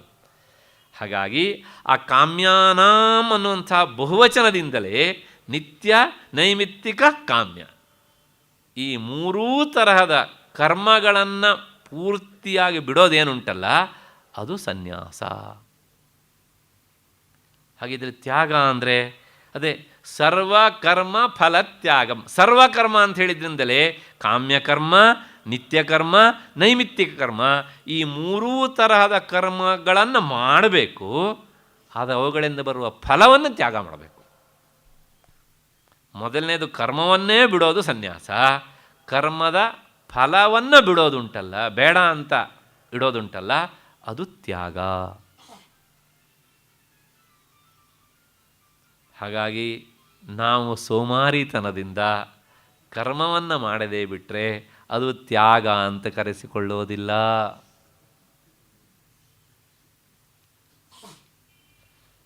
ಕರ್ಮ ಮಾಡಬೇಕು, ಫಲವನ್ನು ಬಿಡಬೇಕು, ಬೇಡ ಅಂತ. ಏನು ಇದರ ಸೂಕ್ಷ್ಮವಾದ ಭೇದ? ನಾನು ಇದನ್ನು ಹೇಳಿದ್ದೇನೆ. ಕರ್ಮಗಳ ಆಚರಣೆಯನ್ನೇ ತ್ಯಜಿಸೋದುಂಟಲ್ಲ ಅದು ಸನ್ಯಾಸ. ಕರ್ಮಗಳನ್ನು ಆಚರಿಸ್ತಾನೇ ಇರಬೇಕು, ಮತ್ತು ಅವುಗಳ ಫಲವನ್ನು ತ್ಯಜಿಸುವುದು ತ್ಯಾಗ. ಒಂದು ಸರ್ವಕರ್ಮ ತ್ಯಾಗ ಮೊದಲನೇದು, ಇನ್ನೊಂದು ಸರ್ವಕರ್ಮ ಫಲತ್ಯಾಗ. ಅದಕ್ಕೆ ಅಂಡರ್ಲೈನು ಫಲತ್ಯಾಗಕ್ಕೆ. ಇವುಗಳಿಗಿರುವಂಥ ಭೇದವನ್ನು ನಾವು ಗಮನಿಸಬೇಕು. ಏನು ಅಂದರೆ ಕರ್ಮವನ್ನು ತ್ಯಜಿಸುವವನು ಸನ್ಯಾಸಿ, ಮತ್ತು ಅದರ ಫಲವನ್ನು ಮಾತ್ರ ತ್ಯಜಿಸತಕ್ಕವನು ಆತ ಕರ್ಮಯೋಗಿ. ಫಲ ಬೇಡ ಅಂತ ಬಿಡುವವನು, ಕರ್ಮ ಮಾಡ್ತಾನೆ ಇರಬೇಕು ಅವನು, ಫಲ ಬೇಡ ಅಂತ ಹೇಳುವವನು ಕರ್ಮಯೋಗಿ. ಮೊದಲನೇವನು ಸನ್ಯಾಸಿ, ಎರಡನೇವನು ಕರ್ಮಯೋಗಿ ಅಂತ. ಹೀಗೆ ನಿತ್ಯ ನೈಮಿತ್ತಿಕ ಕರ್ಮಗಳಿಗೂ ಸಹ ಫಲ ಉಂಟು ಅನ್ನೋದು ಭಗವಂತನಿಗೆ ಅಭಿಪ್ರೇತವಾದದ್ರಿಂದ ಆ ಸರ್ವ ಕಾಮ್ಯಾನಾಂ ಎನ್ನುವಂಥ ಬಹುವಚನದಲ್ಲಿ ನಿತ್ಯ ನೈಮಿತ್ತಿಕ ಕರ್ಮವನ್ನು ಸಹ ಸೇರಿಸಿ ನಾನು ಹೇಳಿದ್ದೇನೆ. ಇದಿಷ್ಟು ಈ ಶ್ಲೋಕಕ್ಕೆ ಸಂಬಂಧಿಸಿದಂತಹ ವಿಚಾರ. ಇದಿಷ್ಟೇ ಈ ಶ್ಲೋಕದ ವಿಚಾರ. ಇಷ್ಟಾದ ಮೇಲೆ ಇಲ್ಲೊಂದು ಸ್ವಲ್ಪ ವಿಚಾರದ ಘಟ್ಟ. ಏನು ಅಂದರೆ, ಹೌದಲ್ಲ, ಕೆಲವು ಜನ ಕರ್ಮವನ್ನು ಮಾಡಬಾರ್ದು ಅಂತ ಹೇಳ್ತಾರೆ, ಮತ್ತು ಕೆಲವು ಜನ ಕರ್ಮ ಮಾಡಲೇಬೇಕು ಅಂತ ಹೇಳ್ತಾರೆ ಅಂತ. ಆ ಕರ್ಮ ಮಾಡಬಾರ್ದು ಅಂತ ಹೇಳುವವ್ರನ್ನ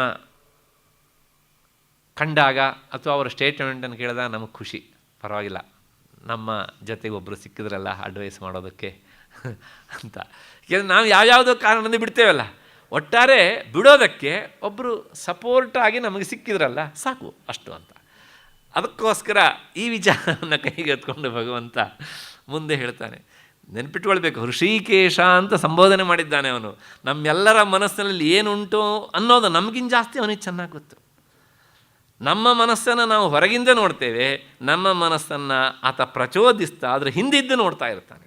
ಯಾವಳು ಹಾಗೆ ನೋಡಿ, ಸಭೆಯಲ್ಲಿ ಮುಂದೆ ಕುಳಿತವರಿಗೆ ಹಿಂದೆ ಏನಾಗುತ್ತೆ ಅಂತ ಗೊತ್ತಾಗೋದಿಲ್ಲ, ಆದರೆ ಹಿಂದೆ ಕುಳಿತವರಿಗೆ ಮುಂದಿನ ಜನ ಯಾರ್ಯಾರು ಏನೇನು ಮಾಡ್ತಾ ಇರ್ತಾರೆ ಅಂತ ಎಲ್ಲರ ವಿಚಾರವೂ ಗೊತ್ತಾಗುತ್ತೆ. ಹಾಗಾಗಿ ಆ ಹಿಂದಿರ್ತಾನಲ್ಲ ಅವನ ಪಾತ್ರ ಬಹಳ ದೊಡ್ಡದು.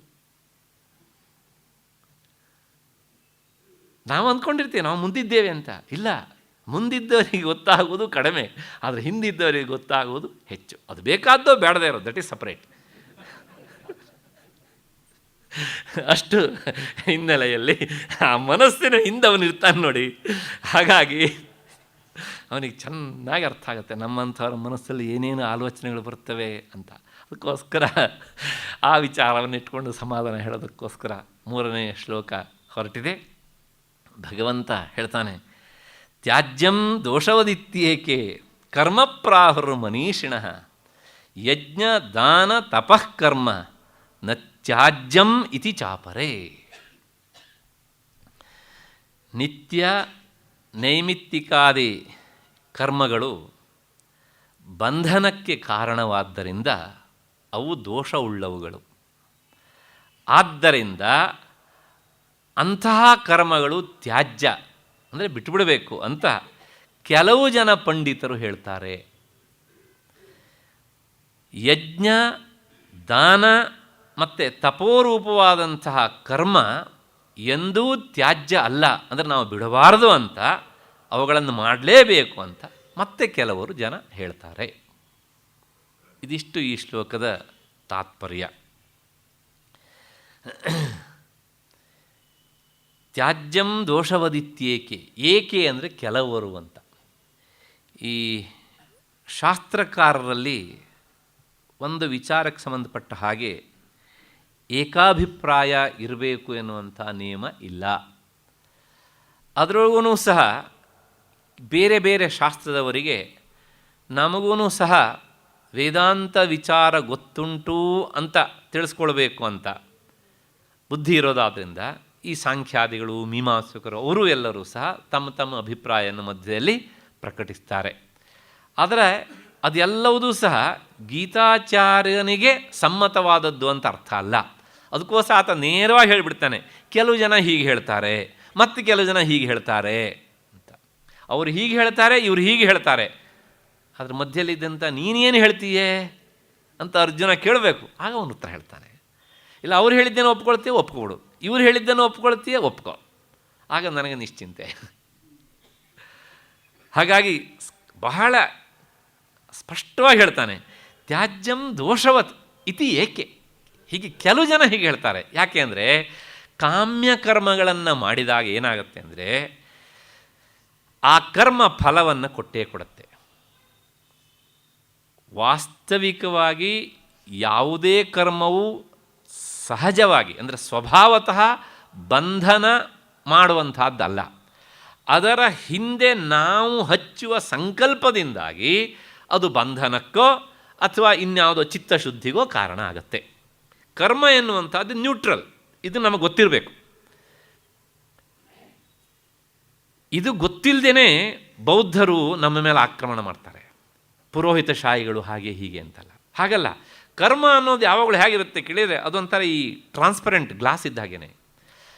ಆ ಕಡೆಯಿಂದ ನೋಡುವ ನಿಮಗೆ ಇದರ ಹಿಂದೆ ಯಾವ ಬಣ್ಣದ ವಸ್ತುವನ್ನು ಇಡ್ತೇನೋ ನಾನು, ಆ ಬಣ್ಣ ಕಾಣುತ್ತೆ.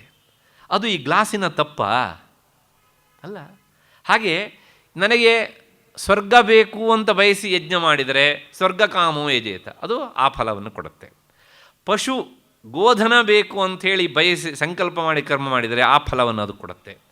ಪುತ್ರ ಕಾಮನೆಯಿಂದ ಮಾಡಿದರೆ ಆ ಫಲವನ್ನು ಕೊಡುತ್ತೆ. ನನಗೆ ಯಾವುದೂ ಬೇಡ ಅಂತಂದರೆ ಹಾಗೆ ಇರುತ್ತೆ. ಇಲ್ಲಿ ಯಾವುದೋ ವಸ್ತುವನ್ನು ಇಡದೇ ಇದ್ದರೆ ಅದು ಸಹಜವಾಗಿ ಸ್ವಚ್ಛವಾಗಿ ಇರುತ್ತೆ. ಇಲ್ಲ ನನಗೆ ಚಿತ್ತಶುದ್ಧಿ ಆಗಲಿ ಅಂತ ಅಂದ್ಕೊಂಡು ಮಾಡಿದರೆ ಅದನ್ನು ಕೊಡುತ್ತೆ. ಹಾಗಾಗಿ ಕರ್ಮವನ್ನು ನಿಂದನೆ ಮಾಡಲಿಕ್ಕೆ ನಮಗೆ ಯಾರಿಗೂ ಹಕ್ಕಿಲ್ಲ. ಕರ್ಮಕ್ಕೆ ಆ ಕಾಮ್ಯತ್ವ ಮತ್ತು ನಿತ್ಯತ್ವ ಅನ್ನೋದು ನಾವು ಹಚ್ಚುವ ಸಂಕಲ್ಪದಿಂದಾಗಿ ವ್ಯತ್ಯಾಸ ಆಗತ್ತೆ. ಅಷ್ಟು ಹಿನ್ನೆಲೆಯಲ್ಲಿ ಇದು ಗೊತ್ತಿಲ್ಲದೆ ಕೆಲವು ಜನ ಹೇಳ್ತಾರೆ ಕರ್ಮಗಳನ್ನು ಮಾಡಬಾರದು. ಯಾಕೆ ಕೇಳಿದರೆ ಆ ಕರ್ಮ ಮಾಡಿದಾಗ ಅದು ಫಲ ಕೊಟ್ಟೇ ಕೊಡುತ್ತೆ. ಫಲ ಕೊಟ್ಟ ಮೇಲೆ ಈಗಾಗಲೇ ನಾವು ಹಿಂದೆ ಮಾಡಿದ ಕರ್ಮವನ್ನು ಅನುಭವಿಸ್ತಾ ಇರ್ತೇವೆ. ಆ ಎಲ್ಲ ಫಲಗಳನ್ನು ಅನುಭವಿಸೋದ್ರೊಳಗಾಗಿ ಈ ದೇಹ ಬಿದ್ದು ಹೋಗಿಬಿಡುತ್ತೆ. ಮತ್ತು ಮಾಡಿದ ಕರ್ಮ ಉಂಟಲ್ಲ ಅದು ವೇಟಿಂಗ್ ಲಿಸ್ಟಲ್ಲಿ ಹಾಗೇ ಇರುತ್ತೆ, ಫಲ ಕೊಡೋದಕ್ಕೆ ಕಾಯ್ತಾ ಇರುತ್ತೆ. ಅದನ್ನು ಅನುಭವಿಸೋಕ್ಕೆ ಮತ್ತೆ ನಾವು ಹುಟ್ಟಬೇಕಾಗತ್ತೆ. ಆದ್ದರಿಂದ ಮತ್ತೆ ಪುನಃ ಸಂಸಾರದಲ್ಲಿ ಹುಟ್ಟಿಗೆ ಸಾವಿಗೆ ಕಾರಣವಾಗುತ್ತೆ. ಆದ್ದರಿಂದ ಕರ್ಮವನ್ನು ಮಾಡಬಾರದು ಅಂತ ಇತ್ಯೇಕೆ. ಹೌದು ಈ ಮಾತು. ಆದರೆ ಒಂದು ಕೆಲಸ, ಹೀಗೆ ಮಾಡುವುದು ಯಾವುದು ಕೇಳಿದರೆ ಕಾಮನೆಯನ್ನು ಉದ್ದೇಶಿಸಿ ಮಾಡಿದ ಕರ್ಮ. ಕಾಮನೆ ಇಲ್ಲದೆ ಮಾಡಿದಾಗ ಅದು ಫಲ ಕೊಡೋದಿಲ್ಲ. ಏನು ಕೊಡುತ್ತೆ ಕೇಳಿದರೆ ಶ್ರೀ ಪರಮೇಶ್ವರ ಪ್ರೀತ್ಯರ್ಥಂ ಅಂತ ಮಾಡಿದಾಗ ಅದು ಕೇವಲ ನಮ್ಮ ಮನಸ್ಸಿನ ಶುದ್ಧಿಗೆ ಸಹಾಯ ಮಾಡುತ್ತೆ ಅಷ್ಟೇ. ಆದ್ದರಿಂದ ಸಾಂಖ್ಯಾದಿ ಮತದವರು ಏನು ಹೇಳ್ತಾರೆ, ಕರ್ಮವನ್ನು ಮಾಡಬಾರದು, ಬಂಧಿಸುತ್ತೆ ಅಂತ.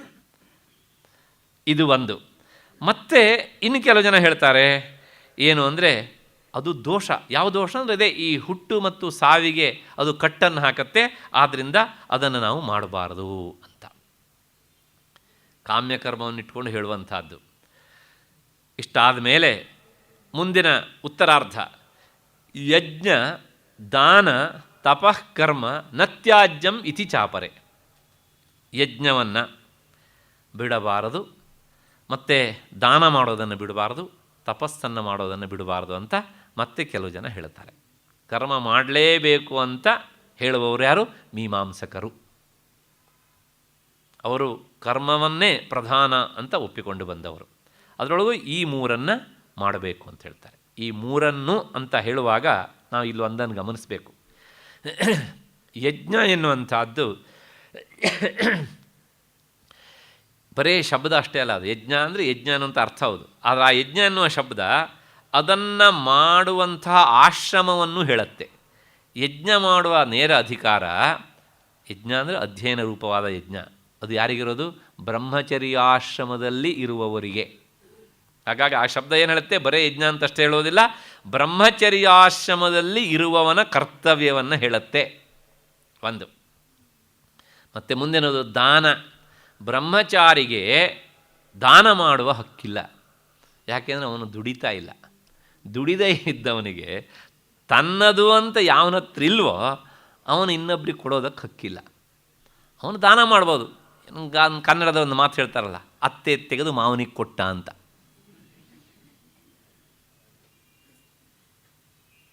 ಆದ್ದರಿಂದ ದಾನ ಗೃಹಸ್ಥನಿಗೆ ಹೇಳಿದ್ದು, ಬ್ರಹ್ಮಚಾರಿಗಲ್ಲ. ಹಾಗಾಗಿ ದಾನ ಅನ್ನುವ ಶಬ್ದದ ಮೂಲಕ ಏನು ಹೇಳ್ದಂಗಾಯಿತು? ಗೃಹಸ್ಥನ ಕರ್ತವ್ಯ ಅಂತ ಹೇಳ್ದಂಗಾಯಿತು. ಮತ್ತು ಮುಂದಿನ ಶಬ್ದ ಉಂಟು, ತಪಃ ಅಂತ. ಅದು ವಾನಪ್ರಸ್ಥಾಶ್ರಮಿಗಳಿಗೆ ಹೇಳಿದ್ದು. ಅಲ್ಲಿ ಹೋದ್ಮೇಲೆ ಮತ್ತು ಯಜ್ಞವೂ ಇಲ್ಲ, ಮತ್ತು ಪುನಃ ದಾನವೂ ಇಲ್ಲ. ಅವನು ಮಾಡಬೇಕಾದದ್ದು ತಪಸ್ಸು. ತಪಸ್ಸು ಅಂದ್ರೇನು? ತಪ ಆಲೋಚನೆ, ನಿರಂತರ ಭಗವಂತನ ಚಿಂತನೆ. ಆ ತಪಸ್ಸು ಎನ್ನುವ ಶಬ್ದ ತಪಸ್ಸು ಅಂತಲೂ ಹೇಳುತ್ತೆ. ಅದು ಯಾವ ಆಶ್ರಮಕ್ಕೆ ವಿಶೇಷವಾಗಿ ವಿಹಿತವಾದದ್ದೋ ಆ ಆಶ್ರಮವನ್ನು ಹೇಳುತ್ತೆ. ಹಾಗಾಗಿ ಬ್ರಹ್ಮಚಾರಿಯಾದವನು ಅವನ ಅಧ್ಯಯನ ರೂಪವಾದ ಯಜ್ಞವನ್ನು ಮಾಡಬೇಕು, ಗೃಹಸ್ಥನಾದವನು ದಾನರೂಪವಾದಂಥದ್ದನ್ನು ಮಾಡಬೇಕು, ಮತ್ತು ವಾನಪ್ರಸ್ಥಾಶ್ರಮಿಯಾದವನು ತನ್ನ ತಪೋರೂಪವಾದಂತಹ ಕರ್ತವ್ಯವನ್ನು ಮಾಡಬೇಕು. ಅಲ್ಲಿಗೇನು ಹೇಳ್ದಂಗಾಯಿತು? ಬ್ರಹ್ಮಚಾರಿ ತನ್ನ ಕರ್ತವ್ಯವನ್ನು ಬಿಡಬಾರ್ದು, ಗೃಹಸ್ಥ ತನ್ನ ಕರ್ತವ್ಯವನ್ನು ಬಿಡಬಾರ್ದು, ವಾನಪ್ರಸ್ಥಾಶ್ರಮಿ ತನ್ನ ಕರ್ತವ್ಯವನ್ನು ಬಿಡಬಾರದು ಅಂತ ಹೀಗೆ ಮತ್ತೆ ಕೆಲವು ಜನ ಹೇಳ್ತಾರೆ. ನೋಡಿ, ಭಗವಂತನ ಮಾತಿನಲ್ಲಿ ಎಷ್ಟೆಲ್ಲ ಅರ್ಥಗಳು ಇರ್ತವೆ ಅಂತ. ನಾವು ಸುಮ್ಮನೆ ಗೀತೆಯನ್ನು ಹೇಳಬೇಕಿದ್ರೆ ಯಜ್ಞ ದಾನ ತಪಃ ಕರ್ಮ ಇದು ಒಂದೇ ಆಶ್ರಮದವರಿಗೆ ಹೇಳಿದ್ದಲ್ಲ, ಬೇರೆ ಬೇರೆ ಆಶ್ರಮದವರಿಗೆ ಹೇಳಿದ್ದು. ಮತ್ತು ಇದಕ್ಕೊಂದು ಸಮಷ್ಟಿಯಾದ ಅರ್ಥ ಉಂಟು. ಏನು ಅಂದರೆ, ಗೃಹಸ್ಥನಿದ್ದಾನೆ ಒಬ್ಬ, ಅವನು ಸಹ ಯಜ್ಞ ಮಾಡಬಹುದು. ಯಾಕೆ? ಅವನಿಗೂ ಸಹ ವೈಶ್ವದೇವಾದಿ ಯಜ್ಞಗಳಿವೆ. ಮತ್ತು ಅವನೂ ಸಹ ದಾನ ಮಾಡಬೇಕು. ದಾನ ಒಂದು ಕರ್ತವ್ಯವೇ. ತಪಸ್ಸನ್ನು ಮಾಡ್ಬೋದು. ಗೃಹಸ್ಥಾಶ್ರಮಿಯಾಗಿದ್ದಾಗಲೇ ವಾನಪ್ರಸ್ಥಾಶ್ರಮಕ್ಕೆ ಬೇಕಾದಂತಹ ಸಿದ್ಧತೆಯನ್ನು ಮಾಡ್ಕೊಳ್ಳೋದಕ್ಕೆ ಅಂತನಾದರೂ ಸಹ ಆತ ಇಲ್ಲಿ ಕೆಲವು ಪ್ರಾಕ್ಟೀಸನ್ನು ಮಾಡಬೇಕಾಗತ್ತೆ. ಹಾಗಾಗಿ ಈ ಮೂರನ್ನು ಬಿಡಬಾರದು ಎನ್ನುವಂಥದ್ದು ಇನ್ನೊಂದು ಅರ್ಥ. ಹೀಗೆ ದೋಷ ಇವ ದೋಷವತ್ ಅಂತ ವಿಗ್ರಹ ವಾಕ್ಯ ಮಾಡಿ, ಈ ಕಾಮಕ್ರೋಧಾದಿ ದೋಷಗಳೆಲ್ಲ ಇದ್ದಾವಲ್ಲ, ಅವು ಹೇಗೆ ತ್ಯಾಜ್ಯವೋ ಹಾಗೆ ಕರ್ಮವನ್ನೂ ತ್ಯಾಗ ಮಾಡಿಬಿಡಬೇಕು. ಅವು ನಮಗೆ ಕೆಡಕನ್ನು ಮಾಡ್ತೇವೆ ಅಂತ ಸಾಂಖ್ಯಾದಿಗಳು, ಮತ್ತು ಅದನ್ನು ಬಿಡಬಾರದು ಅಂತ ಮೀಮಾಂಸಕರು. ಇಷ್ಟು ಈ ಶ್ಲೋಕದ ಅಷ್ಟು ವಿವರಣೆ. ಇಷ್ಟು ಆದ ಮೇಲೆ ಮತ್ತೆ ಈ ಶ್ಲೋಕಕ್ಕೆ ಇನ್ನೊಂದು ಸಣ್ಣ ವಿವರಣೆ. ಅಲ್ಲಿಗೆ ಏನು ಹೇಳ್ದಂಗಾಯಿತು ಅಂದರೆ, ಕರ್ಮವನ್ನು ಯಾಕೆ ಬಿಡಬಾರದು ಅಂದರೆ, ಕರ್ಮ ಜ್ಞಾನಾಪೇಕ್ಷಿತವಾದಾಗ ಅದನ್ನು ತಪ್ಪದೇ ಮಾಡಬೇಕು. ಅಂದರೆ ಚಿತ್ತಶುದ್ಧಿಗಾಗುವಂಥ ಕರ್ಮವನ್ನು ಮಾಡಬೇಕು. ಅಂದರೆ ಏನು ಹೇಳ್ದಂಗಾಯಿತು?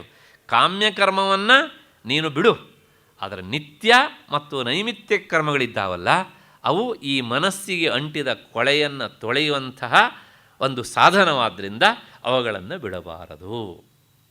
ಅಷ್ಟು ಹಿನ್ನೆಲೆಯಲ್ಲಿ ಮತ್ತೆ ಮುಂದಿನ ಶ್ಲೋಕ 5ನೆಯ ಶ್ಲೋಕ,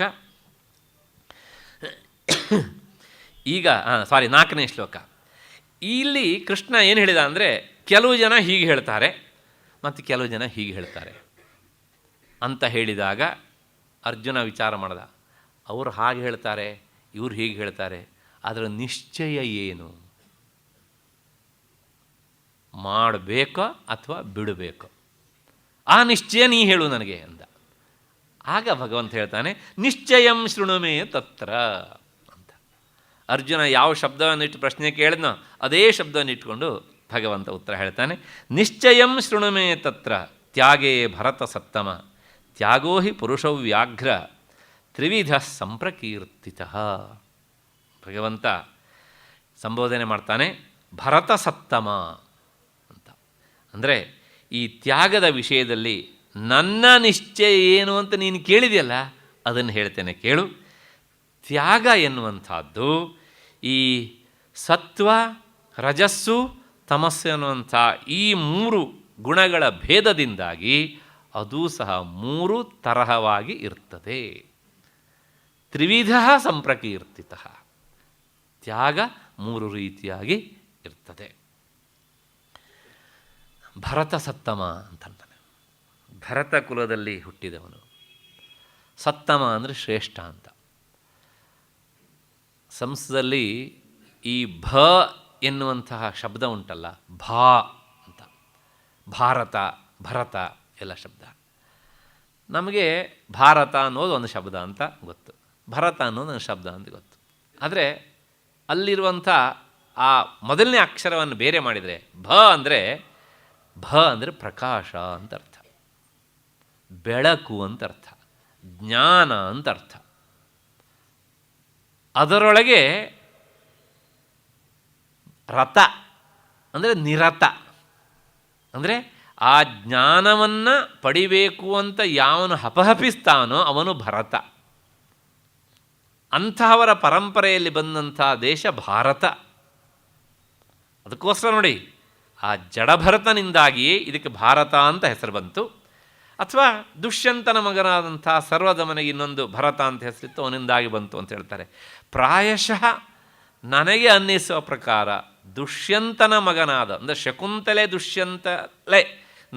ದುಷ್ಯಂತರ ಮಗನಾದಂಥ ಸರ್ವದಮನಿಗೆ ಇನ್ನೊಂದು ಹೆಸರು ಇತ್ತಲ್ಲ ಭರತ ಅಂತ, ಆ ಹೆಸರಿನಿಂದ ಇದಕ್ಕೆ ಭಾರತ ಅಂತ ಬಂದಿಲ್ಲ. ಭಾಗವತ ಸ್ಪಷ್ಟವಾಗಿ ಹೇಳುತ್ತೆ, ಜಡಭರತ ಇದ್ನಲ್ಲ ಅವನಿಂದಾಗಿ ಇದಕ್ಕೆ ಭಾರತ ಅಂತ ಹೆಸರು ಬಂತು. ಇದನ್ನು ಕೇಳಿದ ನಿಮ್ಗೆ ಇನ್ನೊಂದು ಸಂಶಯ ಬಂದುಬಿಡುತ್ತೆ. ಹೌದು, ಅವನು ಹುಟ್ಟುವುದಕ್ಕಿಂತ ಮುನ್ನ ಹಾಗಿದ್ರೆ ಈ ದೇಶಕ್ಕೆ ಹೆಸರೇ ಇರಲಿಲ್ವಾ? Was it nameless country? No. ಶುಕಮುನಿ ಹೇಳ್ತಾರೆ ಅಜನಾಮಂ ಅಜನಾಭಂ ನಾಮ ಅಂತ. ಇದಕ್ಕೆ ಅವನು ಹುಟ್ಟುವುದಕ್ಕಿಂತ ಮೊದಲು ಅಜನಾಭ ಅಂತ ಹೆಸರಿತ್ತು. ಇದು ಯಾರಿಗೂ ಗೊತ್ತಿಲ್ಲ. ಆದರೆ ಶುಕಮುನಿ ಹೇಳ್ತಾರೆ ಭಾರತದ ಮೊದಲ ಹೆಸರು ಅಜನಾಭ. ಯಾವಾಗ ಜಡಭರತ ಹುಟ್ಟಿ ತನ್ನ ಜ್ಞಾನ ವೈಭವವನ್ನು ಮೆರೆದನೋ ಅವನಿಂದಾಗಿ ಈ ದೇಶಕ್ಕೆ ಭಾರತ ಅಂತ ಹೆಸರು ಬಂತು. ಅಷ್ಟು ಹಿನ್ನೆಲೆಯಲ್ಲಿ ಭರತ ಸತ್ತಮ ಅಂದರೆ ಆ ಬೆಳಕಿನ ದಾರಿಯಲ್ಲಿ ಹೋಗುವವರ ವಂಶದಲ್ಲಿ ನೀನು ಹುಟ್ಟಿದ್ದೀಯೇ, ಅಷ್ಟೇ ಅಲ್ಲ ಅಂತಹ ವಂಶದಲ್ಲಿ ಹುಟ್ಟಿದಂಥವರ ಪೈಕಿಯಲ್ಲಿ ನೀನು ಶ್ರೇಷ್ಠನಿದ್ದೀಯೆ. ಅದಕ್ಕೋಸ್ಕರಲೇ ಗೀತಾಮೃತವನ್ನು ನೀನು ಪಾನ ಮಾಡ್ತಾ ಇದ್ದೀಯೆ. ಕುರುವಂಶದಲ್ಲಿ ಹುಟ್ಟಿದವರು ಎಷ್ಟು ಜನ ಶ್ರೀಕೃಷ್ಣನಿಂದ ನೇರ ಗೀತೋಪದೇಶವನ್ನು ಪಡೆದಿದ್ದಾರೆ ಹೇಳಿ? ಇದ್ದಾರಾ? ಅದಕ್ಕೋಸ್ಕರ ಅರ್ಜುನನನ್ನು ಸಂಬೋಧಿಸ್ತಾನೆ ಭರತ ಸತ್ತಮ ಅಂತ. ಅಷ್ಟೇ ಅಲ್ಲ, ನೀನು ನಿಜವಾಗಿಯೂ ಶ್ರೇಷ್ಠ. ಅದಕ್ಕೋಸ್ಕರ ಅವ್ರು ಹೀಗೆ ಹೇಳ್ತಾರೆ, ಇವ್ರು ಹೀಗೆ ಹೇಳ್ತಾರೆ ಅಂತ ನಾನು ಹೇಳಿದಾಗ ಅವರು ಏನಾದ್ರು ಹೇಳ್ಕೊಂಡು ಹೋಗಲಿ, ನಿನ್ನ ನಿಶ್ಚಯ ಏನು ಅಂತ ಕೇಳಿದೆಲ್ಲ ಅದರೊಳಗೆ ಗೊತ್ತಾಗತ್ತೆ. ಸಾರ್ ಅವರು ಹೇಗಾರು ಹೇಳಿ, ಈ ಮೇಡಮ್ ಹೇಗಾರು ಹೇಳಿ, ನೀವೇನು ಹೇಳ್ತೀರಿ ಸಾರ್? ಹೀಗೆ ಕೇಳುವ ಮಕ್ಕಳು ಸಿಕ್ಕಿದರೆ ಪಾಠ ಹೇಳುವ ಮೇಷ್ಟ್ರಿಗೆ ಬಹಳ ಸಂತೋಷ ಆಗುತ್ತೆ. ಮತ್ತು ಕೆಲವು ಜನರಿಗೆ ಬೇಸರವೂ ಆಗುತ್ತೆ, ತಲೆ ತಿನ್ನುವ ಪ್ರಶ್ನೆ ಕೇಳ್ತೀಯಲ್ಲ ನೀನು ಅಂತ. ಅದರ ಗೀತಾಚಾರ್ಯನಿಗೆ ಬಹಳ ಸಂತೋಷ ಆಯಿತು ಈ ಮಾತನ್ನು ಕೇಳಿ. ಆತ ಹೇಳ್ತಾನೆ, ಆ ತ್ಯಾಗದಲ್ಲಿ 3 ತರಹದ ತ್ಯಾಗ ಉಂಟು. ಒಂದು ಸಾತ್ವಿಕ ತ್ಯಾಗ, ರಾಜಸಿಕ ತ್ಯಾಗ ಮತ್ತು ತಾಮಸಿಕ ತ್ಯಾಗ. ಹಾಗಾಗಿ ನೀನು ಆ ತ್ಯಾಗ ಎನ್ನುವಂಥ ಶಬ್ದ ಹೇಳಿದ ತಕ್ಷಣ ಅದಕ್ಕೆ ಸಂಬಂಧಪಟ್ಟ ಹಾಗೆ ವಿವರಣೆ ಕೊಡು ಅಂತ ಹೇಳ್ತೀಯಲ್ಲ, ನಾನು ಹೇಳ್ತೇನೆ ತ್ಯಾಗ 3 ರೀತಿಯಾಗಿ ಉಂಟು. ಹಿಂದೆ ಗುಣತ್ರಯ ವಿಭಾಗ ಯೋಗದಲ್ಲಿ 14ನೇ ಅಧ್ಯಾಯದಲ್ಲಿ ಸತ್ವ ರಜಸ್ಸು ತಮಸ್ಸು ಅಂತ ಹೇಳಿದ್ದೇವಲ್ಲ, ಅಂದರೆ ನಾವೇನೋ ತ್ಯಾಗ ಮಾಡಬೇಕು ಅಂತ ಯಾವುದನ್ನು ನಿರೀಕ್ಷಣೆ ಮಾಡಿ ತ್ಯಾಗ ಮಾಡಿದರೆ ಅದು ರಾಜಸಿಕ ತ್ಯಾಗ, ಅಥವಾ ಮನಸ್ಸಿಲ್ಲದ ಮನಸ್ಸಿಂದ ಯಾರಿಗೋ ಬೈಕೊಂಡು ತ್ಯಾಗ ಮಾಡಿದರೆ ಅದು ತಾಮಸಿಕ ತ್ಯಾಗ. ಹಾಗಾಗಿ ಅದರೊಳಗೆ 3 ತರಹದ ಭೇದಗಳಿವೆ. ಅದನ್ನು ನೀನು ತಿಳ್ಕೊಂಡಿದ್ದೀಯೇ ಈಗ ಆಲ್ರೆಡಿ. ಯಾಕೆಂದರೆ ನೀನು ಪುರುಷ ವ್ಯಾಘ್ರ. ವ್ಯಾಘ್ರ ಅಂದರೆ ಹುಲಿ ಅಂತಲೇ ಅರ್ಥ ಅಲ್ಲ, ಪ್ರಾಣಿಗಳಲ್ಲಿ ಶ್ರೇಷ್ಠ. ಅದು ಆ ಶ್ರೇಷ್ಠ ಎನ್ನುವಂಥ ಅರ್ಥವನ್ನು ತೆಗೆದುಕೊಂಡಾಗ ಪುರುಷ ಶ್ರೇಷ್ಠ ಎನ್ನುವಂಥ ಅರ್ಥ ಬರುತ್ತೆ. ಹಾಗಾಗಿ ಪುರುಷ ಶ್ರೇಷ್ಠ ಭರತ ಸತ್ತಮ. ಈ ವಿಷಯದಲ್ಲಿ ನನ್ನ ನಿಶ್ಚಯ ಏನು ಅನ್ನೋದನ್ನು ನಾನು ನಿನ್ನ ತಿಳಿಸಿದ್ದೇನೆ. ತ್ಯಾಗ ಶ್ರೇಷ್ಠ ಹೌದು, ಆದರೆ ಅದರೊಳಗೆ 3 ತರಹದ್ದುಂಟು. ಆ ಸಾತ್ವಿಕವಾದಂಥ ತ್ಯಾಗ ಶ್ರೇಷ್ಠ. ಇಷ್ಟು ಈ ಶ್ಲೋಕದ ಅರ್ಥ. ಮತ್ತು ನಾಳೆ ಸೇರಿದಾಗ ಮುಂದಿನ ವಿಚಾರವನ್ನು ಚಿಂತನೆ ಮಾಡೋಣ. ಅಲ್ಲಿಯವರೆಗೆ ನಿಮಗೆಲ್ಲರಿಗೂ ನಮಸ್ಕಾರ ಮತ್ತು ಕೃತಜ್ಞತೆಗಳು.